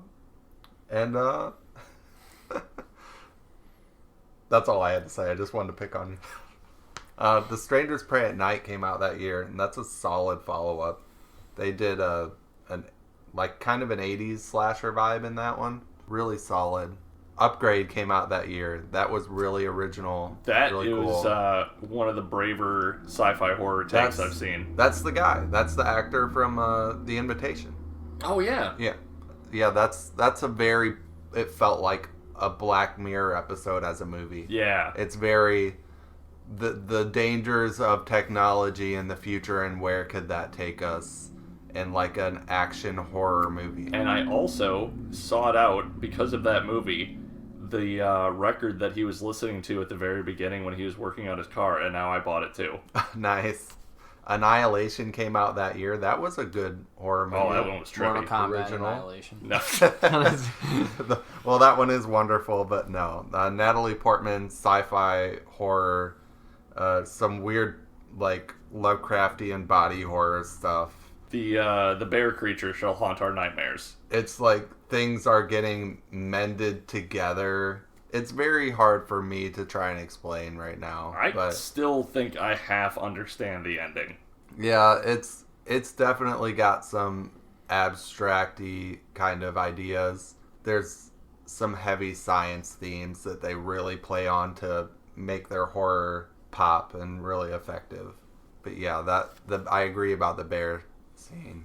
A Quiet Place came out that year. John Krasinski, popular horror. High concept horror, but they made it work. Yeah, Quiet Place is pretty solid, and that's becoming a franchise. Haven't seen that one yet either. The first one's good. The second one's, it's okay. I've enjoyed both of them so far. I just thought the second one was... There were some, I know we always talk about, like, no, people are kind of stupid, so they make stupid decisions, but there was some dumbness in that movie that I was like, ugh. The first one, they're very smart horror movie characters, though. Yeah. The way they, like, plan everything, the way that they Except for operate. that one kid. I really can't say anything because Justin hasn't seen Yeah. it. Summer of '84 came out. That was a In dark 18. one. Is that the sequel to Bryan Adams' Summer of '69? It's very Rear Window Disturbia. How old are you? Very Rear Window Disturbia. It's very like 80s horror vibes, kind of lighthearted with some really dark moments. They took some brave choices with that movie. Yeah. Yeah, and it's like is the neighbor next door a serial killer or not? But it's a good movie. It's a good watch. I think that was a Netflix one as well. Yeah, I think so. Malevolent came out that year. I don't know if any of you saw that. That's the what's her Instantly, name? I was thinking Malignant. Oh no, Malevolent. It stars Florence Pugh, Midsommar, and her and her brother run like a con, kind of like a paranormal investigation, a con psychic gig. Oh, I know what movie this uh, is, but I have not seen it. That one's pretty solid. They don't have a physical release for it. I looked. Gunjam Haunted Asylum. That's a good one. That's just a fun found footage horror. Similar to Grave Encounters, but if it was modern and they're not on a TV show, they're streaming it and stuff. That one's really fun, worth checking out. That was one I watched and I immediately turned around and bought it. Hellfest came out that year. Hellfest was a bigger shot movie that kind of went under the radar. Like, it's not unheard of, but it definitely had production, but not a lot of people went and saw That's it. the one I told you that there were no likable characters for me. I felt like I hated everybody. I think that's just a reflection of you becoming a better adult. I'm honest to God, I think you just don't like watching teenagers anymore. You're like these Well, then crappy horror kids. movies are your best category because the teenagers always end up getting it. Yes. They were dumb. I don't know. Like, there's that scene. And it's not like a massive spoiler because it's like one of the first kills, but like this person literally like scoots and props their head up onto like a steel platform just for. I'm like, why would you do that to yourself? Like, you're fucking stupid. I thought you were a fan of the Friday the 13th movies. Yeah, but they don't like.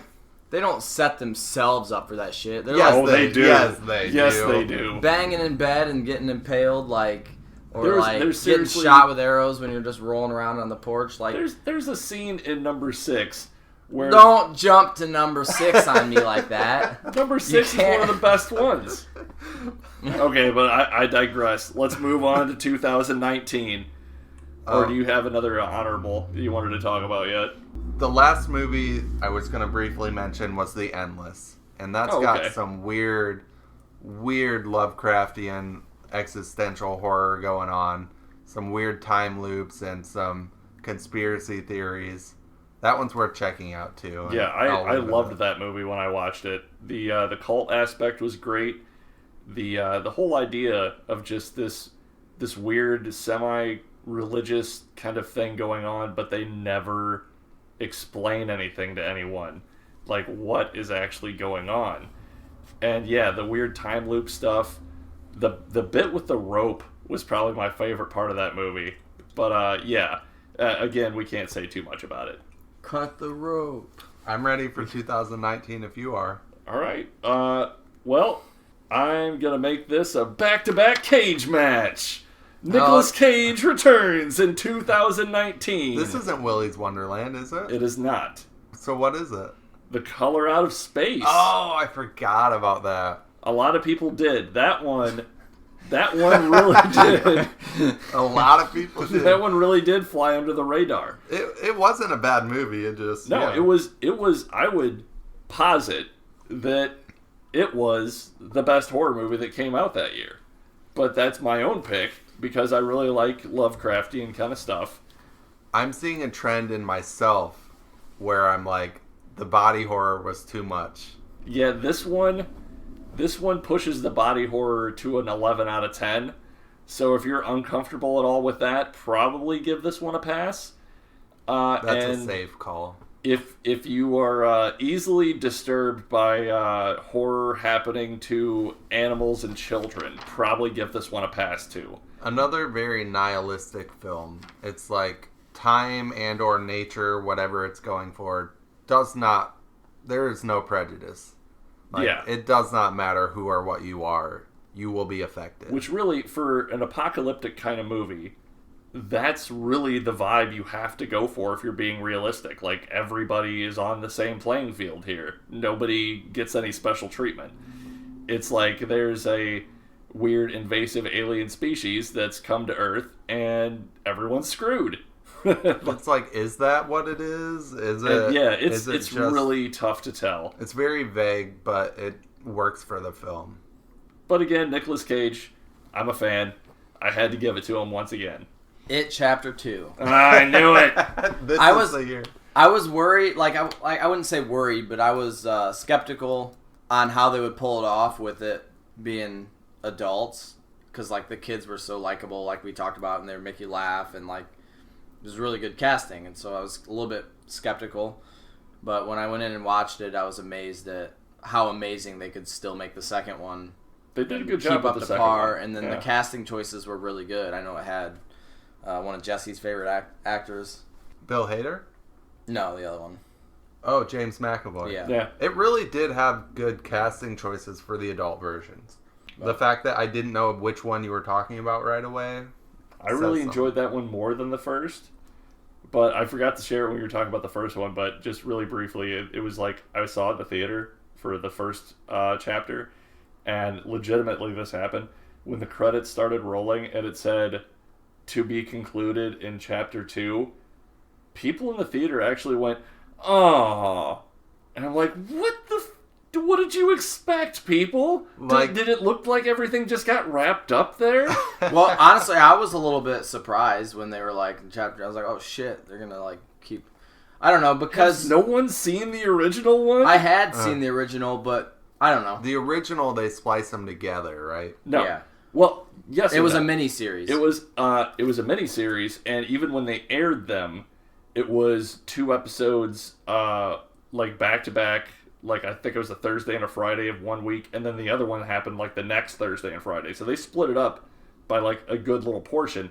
Even when it came out on video, 2 separate VHSs. When it came out on DVD, 2 separate DVDs. It's always been split up now, like that. The DVD, that was just an excuse, because you know they can fit that shit on all one DVD. Not well. I mean, you can go out and buy one of those 6-in-1 DVD movies, but all the movies look like crap and are pixelated. They know it. Well, what kind of movies are you buying, Jonas? I'm just kidding. It's the kind of movies that Jesse gives me. The Farm. You remember that? No. Well, it's the movies that I acquire that I don't want. And I'm like, Jonas would watch this. Just because I would doesn't mean you have to torture me. But no, like, It Chapter 2 is definitely my pick. It was a great sequel to a great movie. I have fond memories of us seeing that. Do you? Because I know, depending on your perspective, again, it could have been a bad time, but like we were almost late. We were in Indianapolis. Oh, we yeah. had to That's run. right. We had to run to the remember theater that, yeah. to catch the theater to catch the movie on time. We made Literally ran. Like, we were running because we didn't know the city and we didn't know where we were going. And we couldn't get in the main door because we tried. It was weird because it was like, it was almost like in a mall that wasn't open.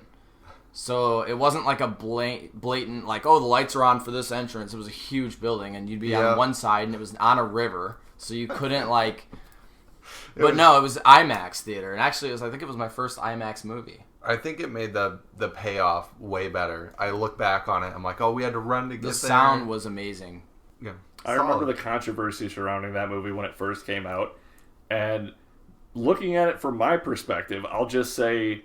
The only thing about the opening scene that everybody got their nuts in such a twist over, he's equal opportunity, people. I'm sorry to say, it doesn't matter what your age, race, sexual orientation, or political beliefs are. Pennywise gonna kill you. Even I felt bad, like, and if for the lack of payout for that, because really it was just savagery that never was. I think mentioned again. I agree, and it's just showing that the town itself is evil. That Pennywise affects everyone. I don't know if I would say as far as to say the town is evil, but it's definitely a reflection of the town, the shape of the town, and like. Yeah, I didn't think of that. Maybe that was why Pennywise went there, was because Derry was always bad. And he could feel it. Like, there was a negative energy that he could just grab onto, and he could, like, live there. It's definitely a statement on the kind of the environment that the kids are being raised in the It movies. And, like, the way that they're being shaped, or the things they have to navigate growing up. So, for 2019, I had Us. And I know that's a very... I went and seen that one with you, too. I hated the ending. Yeah. Not okay. It's often regarded as Peele's least best movie, but I honestly enjoyed it more than Get Out. I'm not saying it's a better movie than Get Out, but I enjoyed it better than Get Out. It was a more creative premise, and the doppelganger stuff was really interesting, and you don't see that a lot in horror. So that's what drew me in, just the unknown and my curiosity. And I enjoyed it. I didn't feel like by the end it was, oh, they botched the ending or this or that. I thought it was really good. And it has its own strong tones. Know what I mean? Like, you look at it and, like, the color scheming and, like, it's just a very creative and fun horror movie. They did do some good world building on that one. They went deep into things on that. I could appreciate it for it. I don't have a lot to say on it. I will just say real quick, leaving off on Us, I've always thought that it would be a really cool family costume idea to get the jumpsuits and like the gold scissors and do something like that. I've seen it done on Twitter. There's been a couple of people that have tried it. Maybe I'll talk to Leanna about that or something. That'd be a fun one. We talked about this film, and we talked about how it was like they didn't know if they wanted to be gory or if they didn't. And I know you said it was underwhelming, but Scary Stories to Tell in the Dark, based off like the novel, I enjoyed it. It's not like a super great horror movie for like adults per se, but it's one of those like in between type movies where it's like, I mean, what's family friendly horror, right? But like it's very like, oh, Halloween night, like you could like eat some pizza and watch Scary Stories to Tell in the Dark with your kid probably. I don't know. I could see it. I enjoyed it. There have been a few horror movies like that where, it wasn't necessarily that I felt like they didn't know if they wanted to make it gory or not, but like on the same vein of, I couldn't tell if it was made for kids or adults because it felt like a little too scary for kids, but a little too mellow for adults. It was in a weird, and all the main characters are young kids. I don't know. I liked it too, but it was in that vein of, that's kind of how the Fear Street movies were as well. Like, sometimes it felt like they were for kids or, like, older kids, but then they would do a really gory death scene or something, and you're like, oh, that's not for kids. It's weird, because that's actually where it came from. It was R.L. Stine's Tween series that was, like, a little bit more advanced than Goosebumps, but it wasn't still for, like, adults. But then whenever Netflix acquired it, they jacked up like the horror aspect, put in some brutal kills, and then there you go. I guess that's what I would have liked when I was in high school. So it's not too far off. The other one I had was Ready or Not. Ready or Not's another good one. That's a solid pick, yeah. I liked Ready or Not. Well, it wasn't a pick, but Yeah, I mean, nobody picked it. It wasn't good enough. That's got your lady. That's got the babysitter. oh yeah, she's in Actress. that one too. Child's Play was remade in 2019 to very mixed reactions. Yeah, I'd say. I thought it was I didn't okay. hate it. I thought Mark Hamill. I liked that they didn't try and recreate to a T Child's Play. I liked that they did their own thing, and I liked that the OG Child's Play still lives on.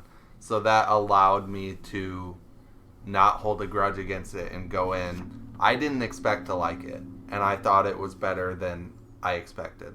I just didn't like that they based it off of a Simpsons Halloween episode.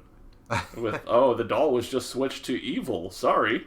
Well, with technology, it's kind of a Black Mirror thing.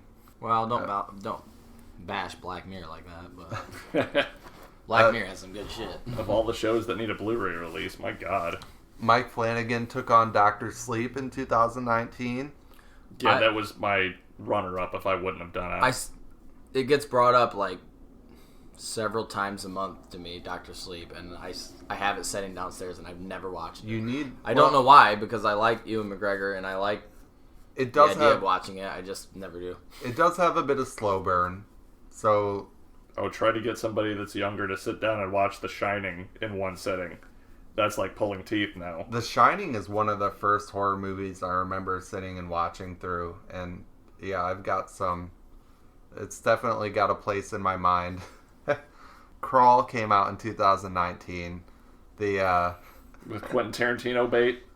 Quentin Tarantino. Yeah, because of how much feet was shown in that movie. Oh, okay.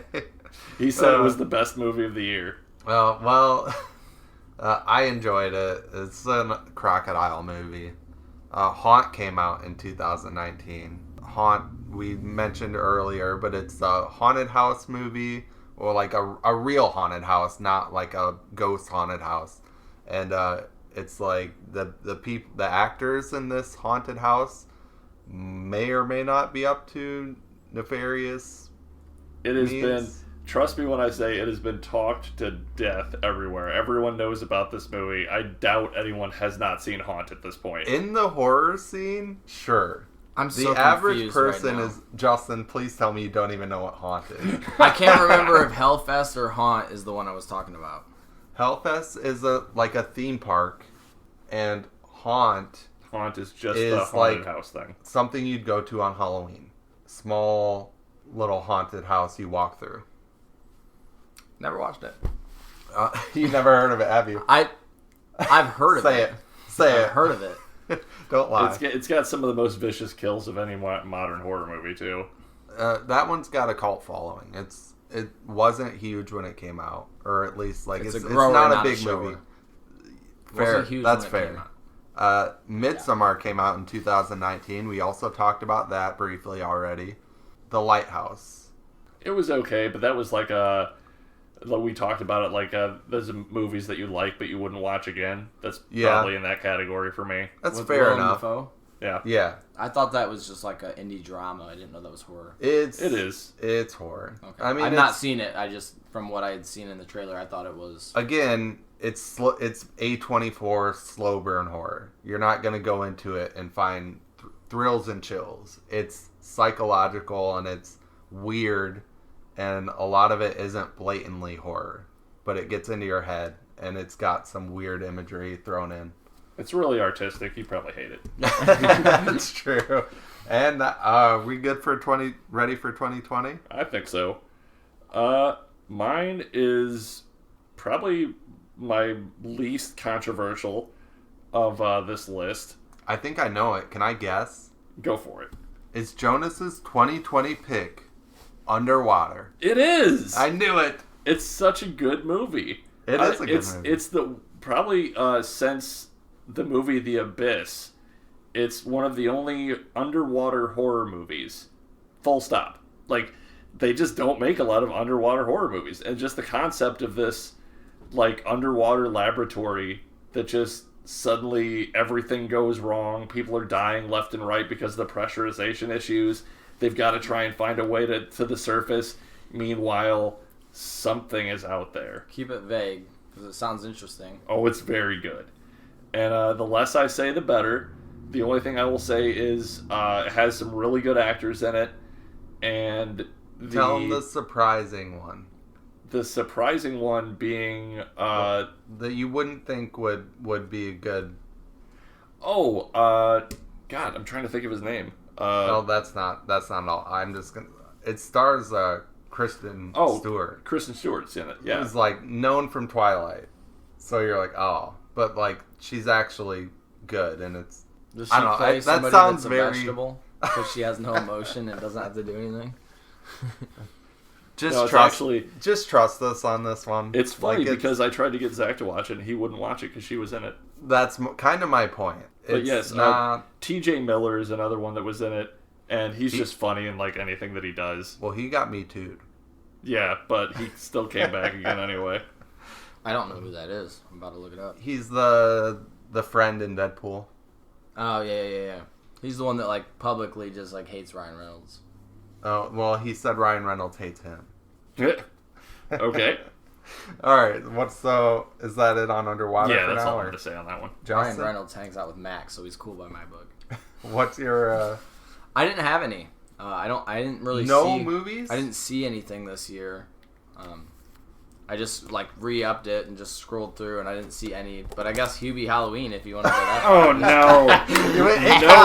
No choice is better than Hubie Halloween. It counts. Every Halloween, I have a tradition where I take... Because Halloween in Pioneer is always on. Like, trick-or-treating is always on Halloween. So, I always take the day. I go trick-or-treating with Dean. I order Pizza Barn, and I watch, like, a family Halloween movie, and I watched that. And I actually enjoyed it. I know it's not really like horror, There's but so like, many better choices. I didn't for watch family anything Halloween else. movie. You got like Hocus Pocus, Paranorman. You got Nightmare Before Christmas. You got Ernest Scared Stupid for Christ's sake. Mega crap. Coraline. No, Ernest Scared Stupid. I would fight somebody over somebody saying Ernest Scared Stupid is bad. Ernest is good. Jonas just threw his Gatorade bottle. It's on the floor. Sorry, I got heated. No, we used to love Ernest. That was it. Well, but like I didn't watch anything else that year, so I couldn't really say anything. I'm going to go ahead here, and then I'm going to name movies that Justin apparently has never seen and shame him afterward. My pick for 2020 is new. I changed it recently because I had not seen my favorite pick for 2020. Hubie Halloween. It is Hubie Halloween. That's great. It's a little movie called Anything for Jackson. Ah, okay. And it's about a very average... Did Grandma make this movie? It's funny you say that. It's a very average couple that you could say are very grandma and grandpa-esque, living their normal lives, but also they are in a satanic cult. That's normal. And they abduct a pregnant woman to try and get their grandchild back. And it's done in a way that's very... Sure, we've seen it before, but have we... It's done in a way that's very, like, you'll just see them being very mundane about these things that are not mundane. You're just like, oh, it's another day in their life. And the husband is played by the actor who plays Death on Supernatural. And he's the janitor in Urban Legend. So he was a familiar face. And the wife has been in a lot of stuff, too. And she's really familiar. As with any cult and resurrection stuff, be careful what you are messing with. And it's got, as Jonas and I talked about, we're big Channel Zero fans. I noticed in my watch that one of the more creepy characters reminded me of a character from Channel Zero, and it was the contortionist from Channel Zero. Yeah. Twisty Troy James from Channel Zero, who was also in The Void. Oh, there you go. He's doing some good stuff for the world. And no, it's a good movie. I don't know, I really dug it. It was on my watch list for a long time, and I finally caved and watched it, and it paid off. I think that one's another Shudder exclusive. The movie that I had before this was Freaky, which was really funny. It was a good one. It was okay. Which is essentially, it's Freaky Friday, but horror edition. Yeah, because they couldn't call it Freaky Friday. They couldn't get the rights. That would have been great if it just was like a remake of Freaky Friday and they put their own spin on it. If they just... I mean, it is, I but... could just see the poster art. They could call it Freaky on a Friday, but then make the words Freaky and Friday super huge, and the words on a are like in one font in between them for legal reasons. Vince Vaughn essentially is Jason Voorhees in that one. Good watch. The Hunt came out that year. Very political, but also very anti-politics at the same time in general, and a fun watch. And everybody that hated that movie hated it because they were the kind of people the movie was making fun of. That's probably true. And that one had Dennis from It's Always Sunny in it. Being Dennis from It's Always Sunny. He really was being that character in that movie, too. Did you see that one, Justin? No, I just literally told you I didn't. Oh, yeah. You haven't seen any of these. All right, let's keep going. Quiet Place 2, which you obviously hadn't seen because you hadn't seen the first one. Spree came out in 2020. That was another one Joe Keery from Stranger Things stars in that I remember talking with you about it, Jonas, and I liked it, but it was one of those movies that it was just so nihilistic and dark that I was like, I don't think I want to own this movie. I don't think I will ever want to watch it again. Yeah. But that was a good one. He's an Uber driver, and he's kind of trying to be a YouTube star. Trying to be a YouTube star and trying for like Twitch, that kind of like fame and fandom. And he's really desperate and really set on it. And he's gone to murderous lengths to get himself where he wants to be. And I think it's a really good morality tale when it comes to like, hey, we don't have to always be online. You don't have to seek everyone else's approval. Sometimes it's okay to just live your own life. Don't wind up like this guy. Yeah, I think that's a good way to look at it. Definitely making some statements on social media there. The Empty Man came out in 2020. Did you ever see The Empty Man? Yes, I did. Very mixed. I wanted to like it more. It's just they had a really good concept. I think the problem with the movie is that the opening bit, like the opening half hour, is by far the best part of the movie. Yeah. And then after that, it's kind of mediocre, and then the ending I thought was kind of dumb. Yeah, I agree. But definitely worth mentioning. I threw it on the horror list. I don't care what anyone says. New Mutants came out in 2020, and that was Fox's last outing with X-Men, and they were like, we're going to try and give this X-Men movie a horror spin. And I like it. I enjoyed it. I thought it worked. Thought it paid off. It was a good attempt. Not a lot of people did like it. Don't care. I liked aspects of it. The overall movie, I'd say it was mid. But when you're talking about Marvel movies now, I'd rather rewatch New Mutants than watch a newer Marvel movie. That's a good point. I think a lot of the X-Men movies are going to be movies that maybe weren't received as well at the time, but will be reflected on more fondly. Kind of like... no. I'll just say before we move on to the next year that the top grossing movie of the current year, you know what it is? Doctor Strange. By a really wide margin, too. I enjoyed Doctor Strange. Sam Raimi's... whatever creative control they would let him have, he definitely put into it. Yeah, and you could tell it was a Sam Raimi movie. Oh, that was so fun. The last movie I'll mention for 2020 was We Summon the Darkness, and that was a good one. It's follows some girls going to a rock concert, bring some guys home. Oh, are these guys? Do they have nefarious purposes? Slight spoiler, but it's toward the beginning of the movie. No, they don't.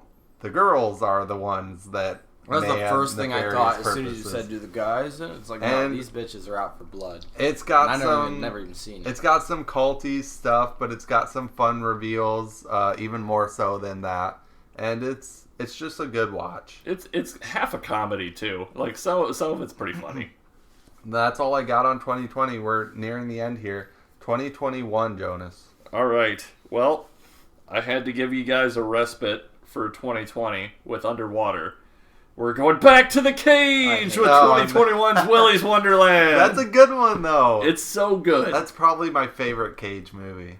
Because it's okay, well, I don't want to say anything because already we're into spoiler territory. All I can say is Nick Cage is in a movie where the people that made Five Nights at Freddy's wish they would have jumped on the bandwagon for a movie a little bit sooner, because my God, did they beat him to the punch with this movie. And I know there's another one called the Banana Splits movie out there that's basically like the same kind of thing. I haven't watched that one, so I haven't can't seen say. that either. I know there's somebody at work that always like, oh, that's a great movie. But I haven't seen it yet. But Willy's Wonderland is just a lot of fun to watch. It doesn't take itself too seriously. Nick Cage is just completely his own character in this movie.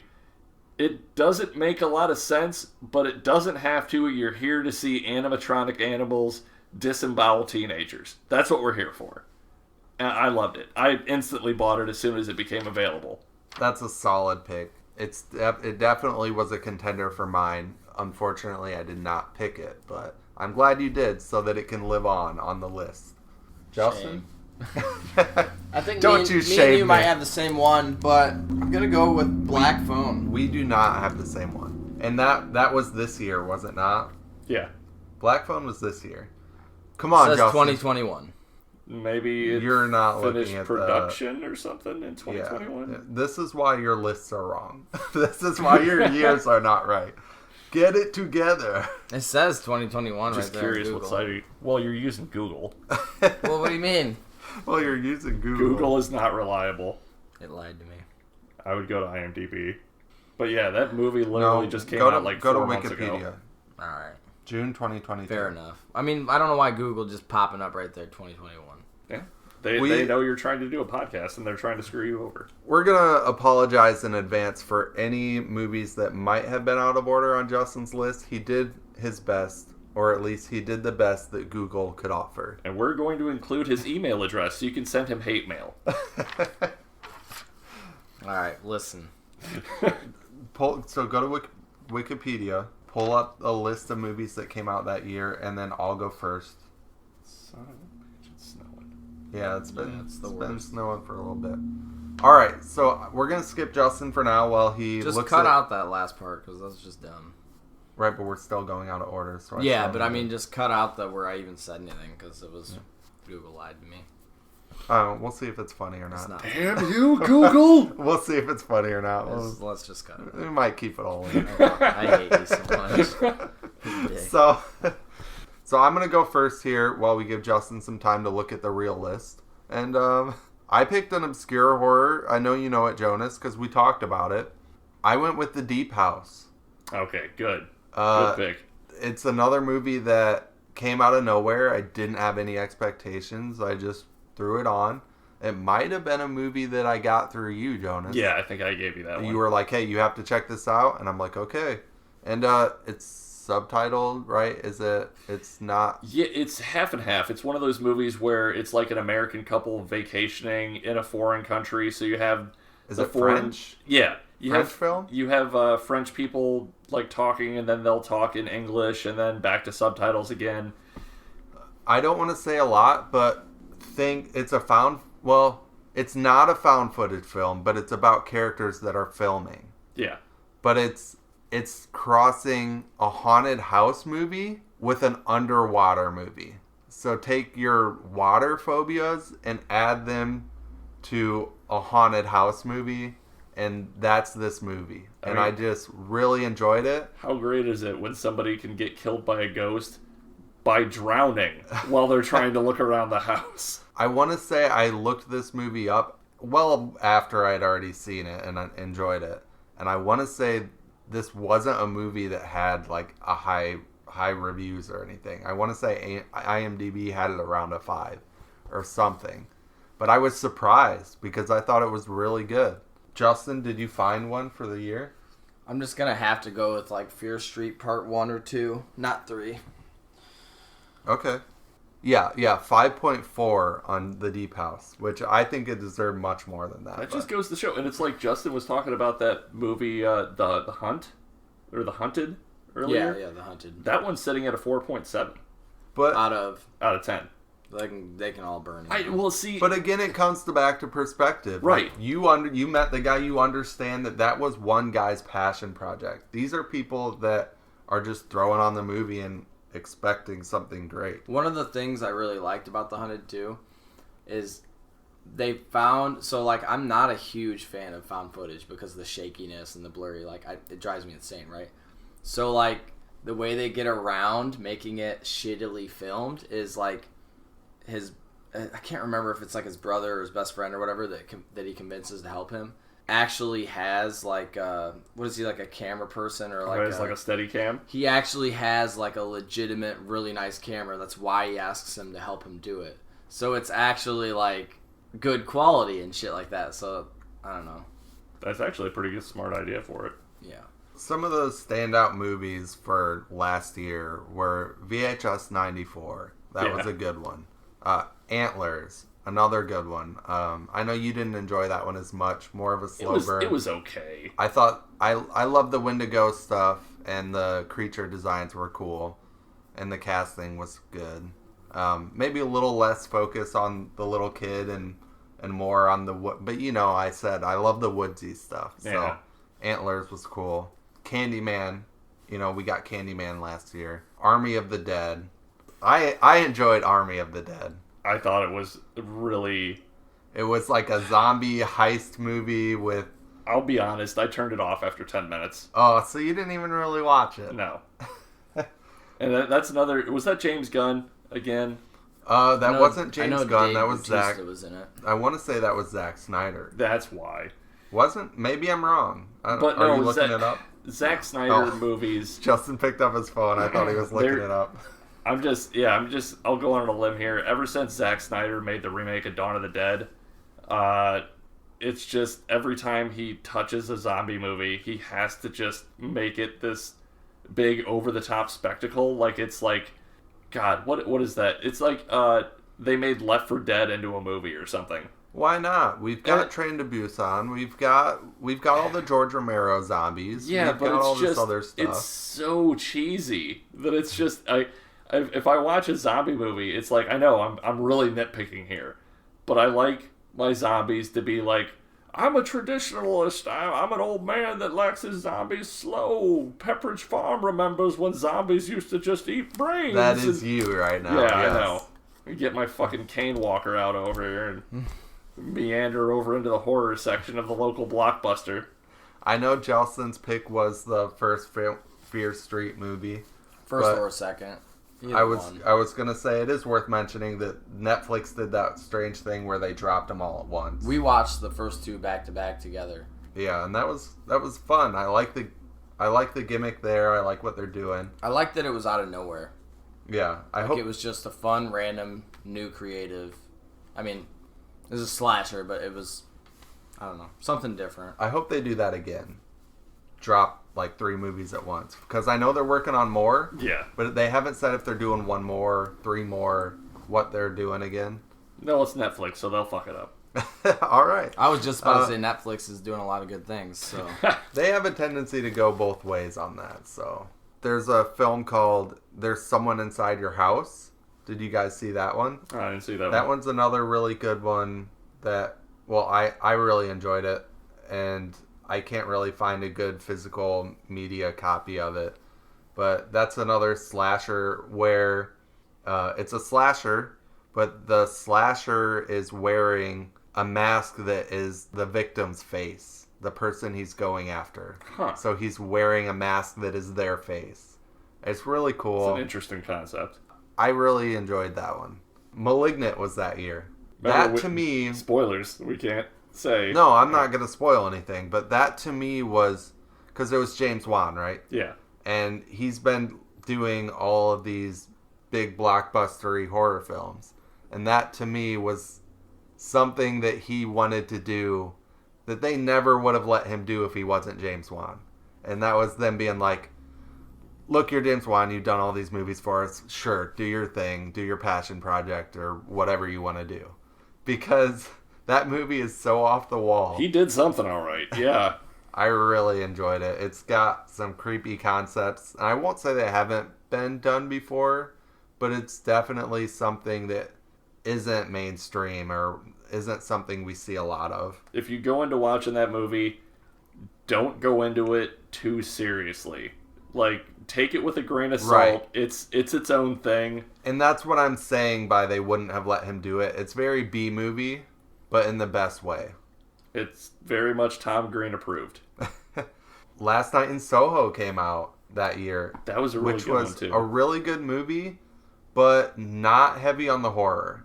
They sold it as, because it's Edgar Wright, my favorite director, and they sold it as Edgar Wright's dip into horror.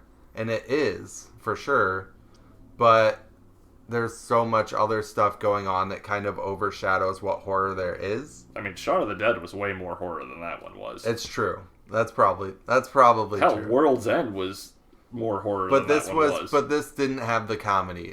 This was strictly, it was more serious. Yeah. Is what they were getting at. Last movie that I'll mention here was The Curse. Came out last year. And that was a solid watch. I recently watched that one, and as a newer werewolf movie, I think they did a good job with it. Yeah, and I love what they did with the scarecrow bit. Yeah, I figured you would. You're a big fan of the scarecrows, yeah. It was really creative. It's like, there's something in there. That adds a whole new layer. I just recently watched Dark Knight of the Scarecrow, so that kind of tied that together. Oh, man. We don't need to go there. No. But, we're ready, guys. The final... We're talking this year. This year. What movie Which came... year? This year? This year. What... Of all the horror movies that came out this year, as we come to a close, what was the best one? Jonas? There were some really strong contenders this year. We started out about the first half of the year with not much. I agree. But then these last few months, we've gotten hit after hit after hit. And I am not talking about Halloween. You're talking about drugs. I'm talking about drugs. No. My pick, and it might be controversial for some.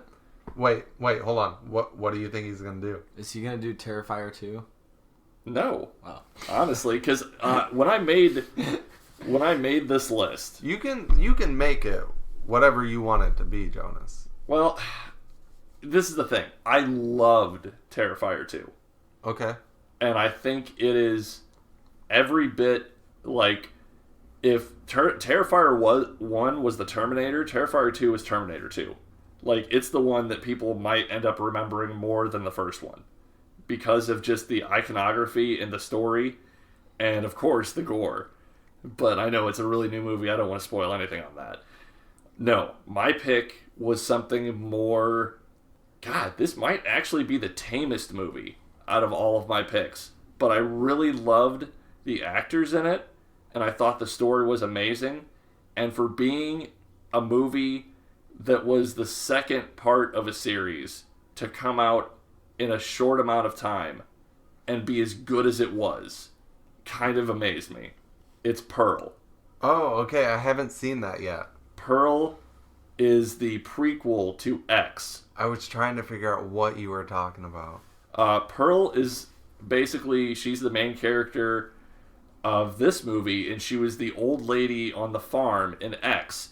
And it wasn't until recently that I blew my mind and Jesse's mind when I realized that's the same actress. You know She was what's- playing dual roles in the original X as the old lady and as one of the teens that came there to film the porno. I have no... I know I told you I've never seen the X either, and you told me to check it out, so I don't know what you're talking about. You know what's weird? I was going to say X came out this year too. Yeah. They literally released X and Pearl in the same year. But the way that they showed bits of Pearl at the end, like after credits, like a trailer, they showed a trailer or something. So they must have shot Pearl at the same time or I like think later it was or something? It was kind of back-to-back production. I would love to pick Ty West brain on this one. I know he keeps showing up on this list a lot. He makes some good movies. He's got a talent for that kind of unnerving thing, and the less I say about this being as current of a movie as it is, the better. I'm just going to sum it up really briefly by saying woman dreams of leaving the farm, small town world, to go be a movie star and be famous. And she has to be famous. No, really. She has to be famous. And It's she will funny- stop at nothing to be famous. It's funny because without the extremity there, it's almost like you're describing X. They're Yeah. the same premise, It is. but from different characters' point of views. The very last thing I'll say about it is the final shot of this movie. Oh no, big spoiler coming. It gave me such Psycho vibes, like original Alfred Hitchcock Psycho, Yeah. that I believe this movie will actually become like a cult classic. But Nice. the years will tell if I'm right on that. But I do believe this one's going to go down as like a big one. I've heard good things about Pearl. I'm excited to watch it whenever I get to it. I liked it better than X. Well, and I liked X, so. There were 3 really big horror movies this year, in my eyes. But obviously, like, I went with Scream. Okay. I really liked it. What were the big ones? I'm curious, because this wasn't at all what I thought you were gonna pick. Well, I really liked Nope, Uh and I really liked Black Mirror. Or, I mean, Black Phone, sorry. huh. Black Phone. Yeah. Like, we can talk more about those after your picks or whatever, but I went with Scream just because I had the most fun watching Scream.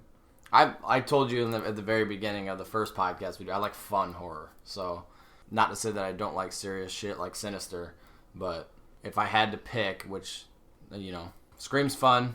Nope was fun, but it was also like a ride of like, what the fuck is happening? And then Black Phone was not fun. No, that That was was not like- a fun movie. So I had to go with Scream. I enjoyed it, and then without spoiling anything, I guessed. Oh, you Scooby-Dooed it before the I end? Scooby-Dooed it. Oh, shit. I had to watch my wording because we don't Both of want to them get. or one? It's Scream, dude. It's Yeah, Scream. right. It's been the same since the first one, so we could admit that It's kind of much. a spoiler though to say that. Both That of them there's are gonna wrong. be 2 killers in Scream? Yeah, because you don't know. No. Well, that as is long not as a spoiler. As long as we don't talk about the third one. Okay. But yeah, I Scooby-Dooed, and I felt pretty proud of myself. And then Jesse Scooby-Dooed. Another thing. I Scooby-Dooed one of them out. And not both. I did the other one. I had one foreshadowing call that ended up being correct, but that's a major spoiler. Mine was very early on. Same.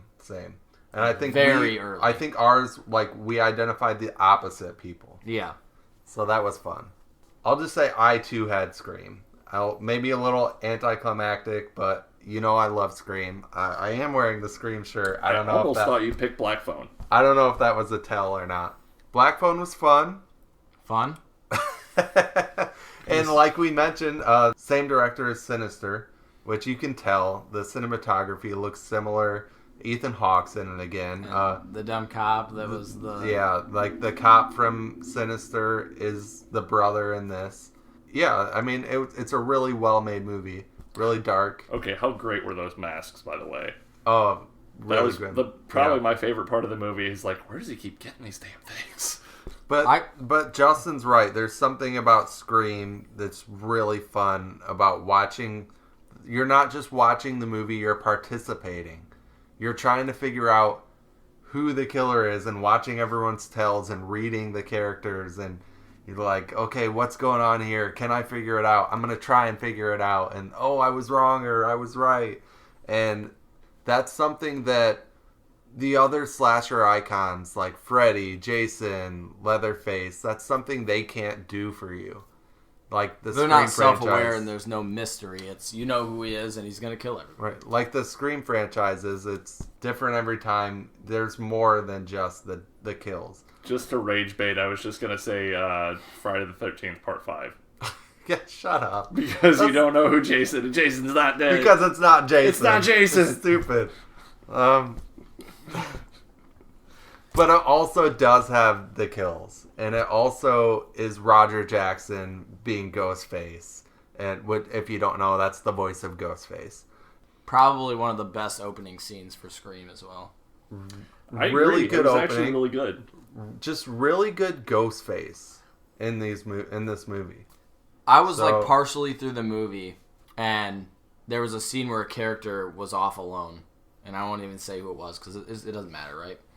But I was like, I care about this character, and like I was self-aware, and then I was like, man, if this movie makes me care about this fucking character that I've known for not very long already, because it was like early to mid through the movie, and I was like, I do not want this person to die. I was like, they're doing a good job. We don't have to go over it too much, but obviously this is the first movie without Wes Craven. And it was handled well. So that in itself is a feat. I don't think Wes would change too much if he could get his hands on that movie. I think he would even say, like, let it stand on its own. That was Wes Craven breaking out of his coffin. Oh, no. On the That honorable... that is the... On the honorable mentions, Black Phone, like, I wanted to just say, like, I called Jesse after I finished it, and I was alone in the house. It was night. I told him, like, how creepy it was, because, like, I told him it's almost sick. I mean, it is sick, but I was telling him, like, the fear is different, and we were talking about how horror hits us different because we're not teenagers anymore, because I was telling him that, like, it's genuinely scary because, like, being a father and having a kid and stuff, it's like people are fucking sick, and like you actually have to worry about shit like that. And like, I don't know, it just hit me different. That's the maturity. It's I a do really have some of realistic that. kind of horror movie And it was like just that. Yeah. it was just impactful. Or I told him like it was so good, but like I don't know if I want to watch it again because it was like creepy and We've had scary. a few of those movies lately. You And know? like it just, I don't know, it was good, but it was definitely impactful in that creepy way. What were some other horror movies that came out this year just worth talking about? Nope. Nope was a great one. Yeah. I love Nope. Nope came out of like friggin' nowhere, and I knew it was gonna be themed around that kind of aspect of horror. I don't even want to give it away or Right, anything. we'll keep this very vague. But I keep going on about like the way they use shots in some movies. The opening of that movie was disturbing and intriguing, and it really made you sit up and pay attention. Like, what have I gotten myself into here? Like, just all I'll say is the shoe. The shoe still haunts me. Like, what the actual F happened there? But we'll never know. And I That's like kind that of they the just point, right? they keep it vague like that. It's good. Yeah, I love the themes and the subject matter there. And Nope. Do you have any other honorable mentions? I mean, yeah, like Prey was a solid. Prey pissed me off a little bit. There's All this right. scene in it. It's not even like it's irrelevant to the actual predator. Like where this girl, she's not one of the hunters. Like she's struggling to be a hunter, and then like the group of Indians that literally hunt for a fucking living, like that's their life, is to be like fast and strong and like hunt. And she just like beats them up. It's a bunch of dudes, and I'm like, shut the fuck up. I don't remember her beating them up. She gets into a fight with that one dude, and she just like beats him up. Well, she took one of them, started taking the second, and then they beat the shit out of her.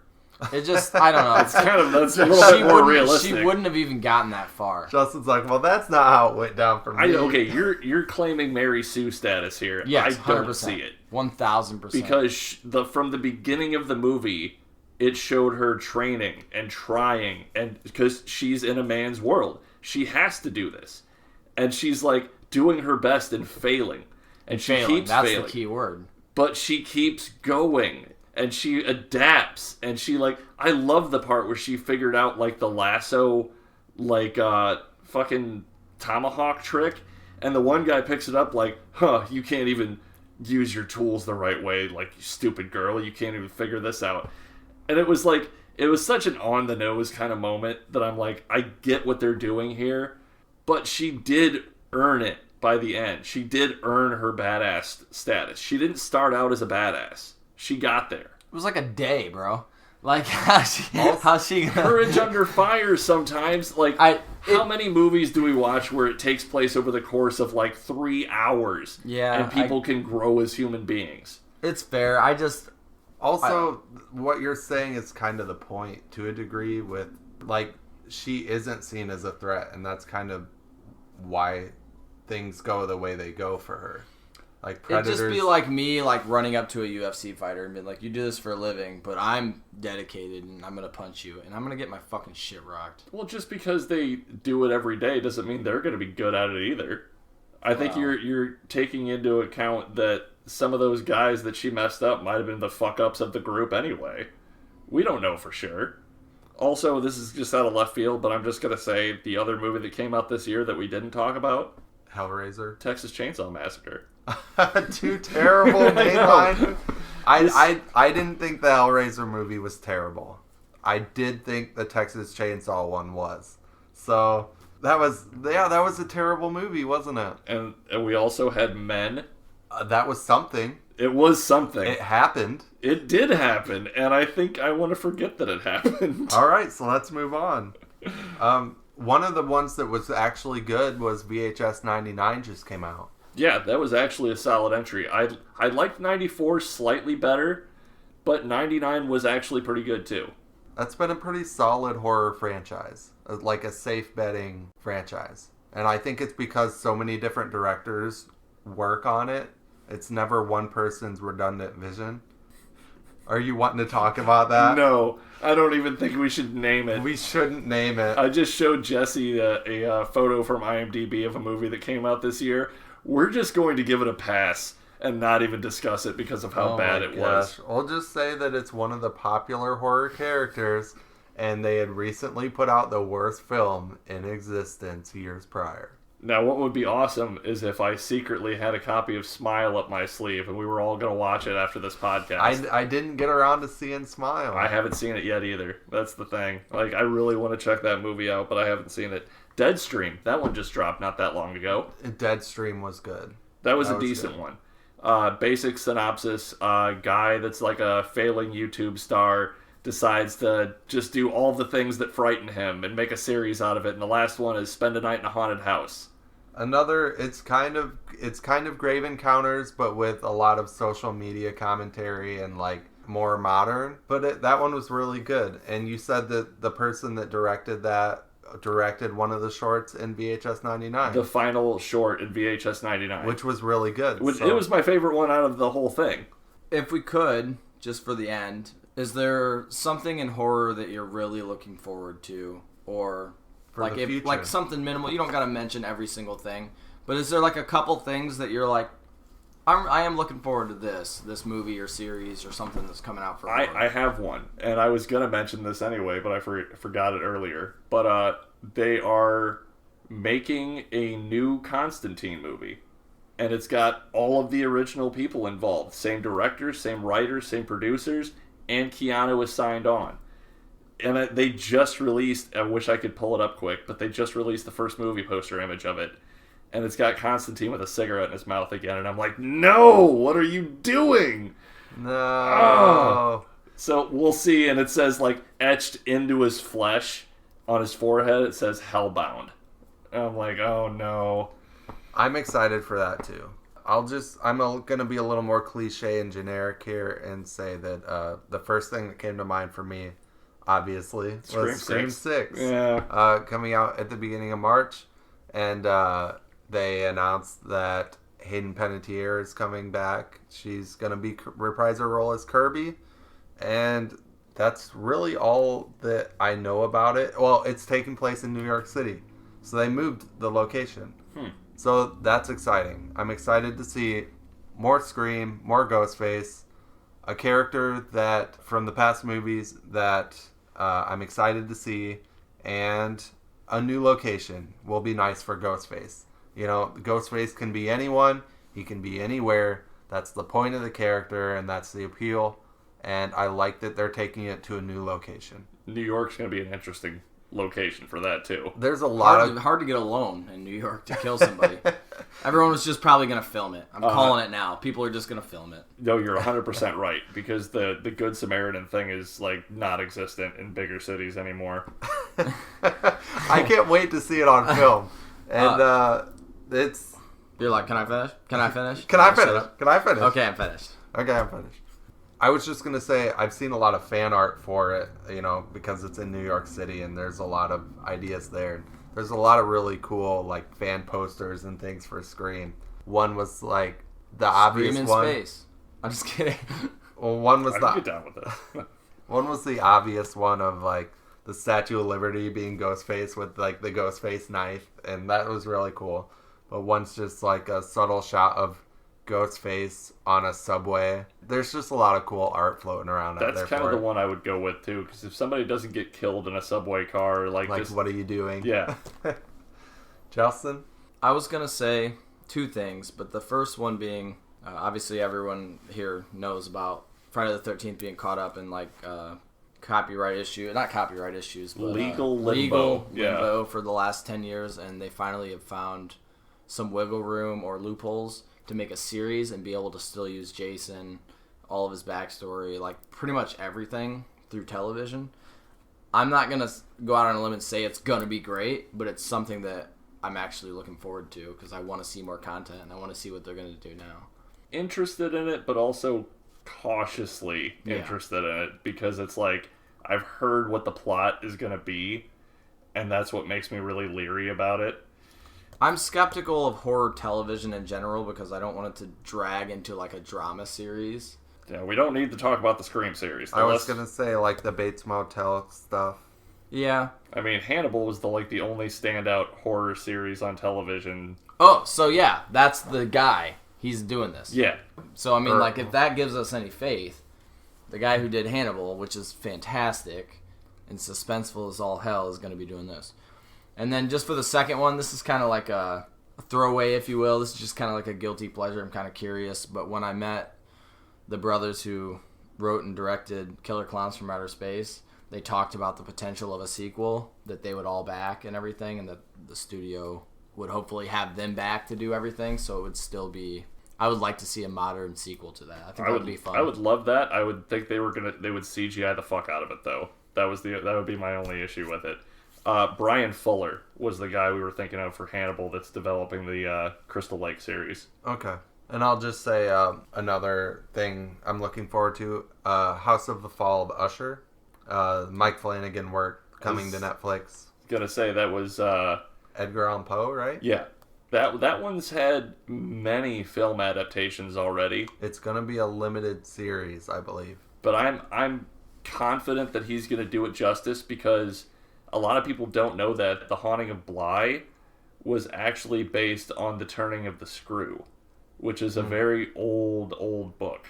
So okay. if and you Haunting concede of Hill that House, he did great things with that. And Haunting of Hill House is a book as well. Yeah. So, yeah, I'm then seeing a trend. It would be a sin to not mention that me and Jonas are excited for Junji Ito content because there's supposed to be a whole nother I cannot wait. series of anime. They have that. not announced the release date for the series, and spoiler, they just not really a spoiler, just news. They just announced that there's going to be a full-length anime of Uzumaki. Oh, okay. So they're finally going to do that one justice, and I'm like so hyped for that. All right. So that's some exciting horror coming our way, hopefully. No unexpected cancellations, but the future is bright in this dark world. Or dark.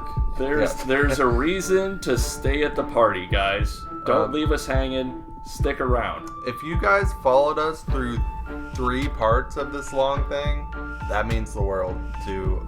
I don't want to speak for Justin, but that means the world to Jonas and I. I'm just going to say, seeing how many of you guys love our content makes my pants a little bit tighter. And they were already tight to begin with. No, but for real, thanks for sticking with us. Jonas is putting us on iTunes. He's got the iTunes going, and we're always on the YouTubes. And we're working on staying afloat, staying alive here, not getting eaten by the great white.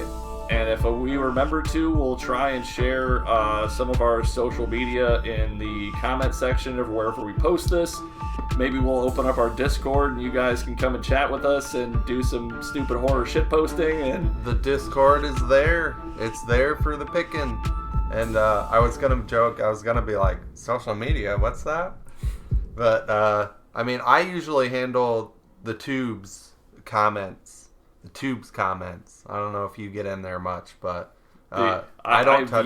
I view the tubes about as recently as I view Reddit or things like that, so not that often. But I don't really touch the Twitter, so that's all on Jonas. So good luck. Is it cliche to say cut? Oh no. It's very fitting. I think we should say stab. Thanks for joining. We're clocking out. Slice you later.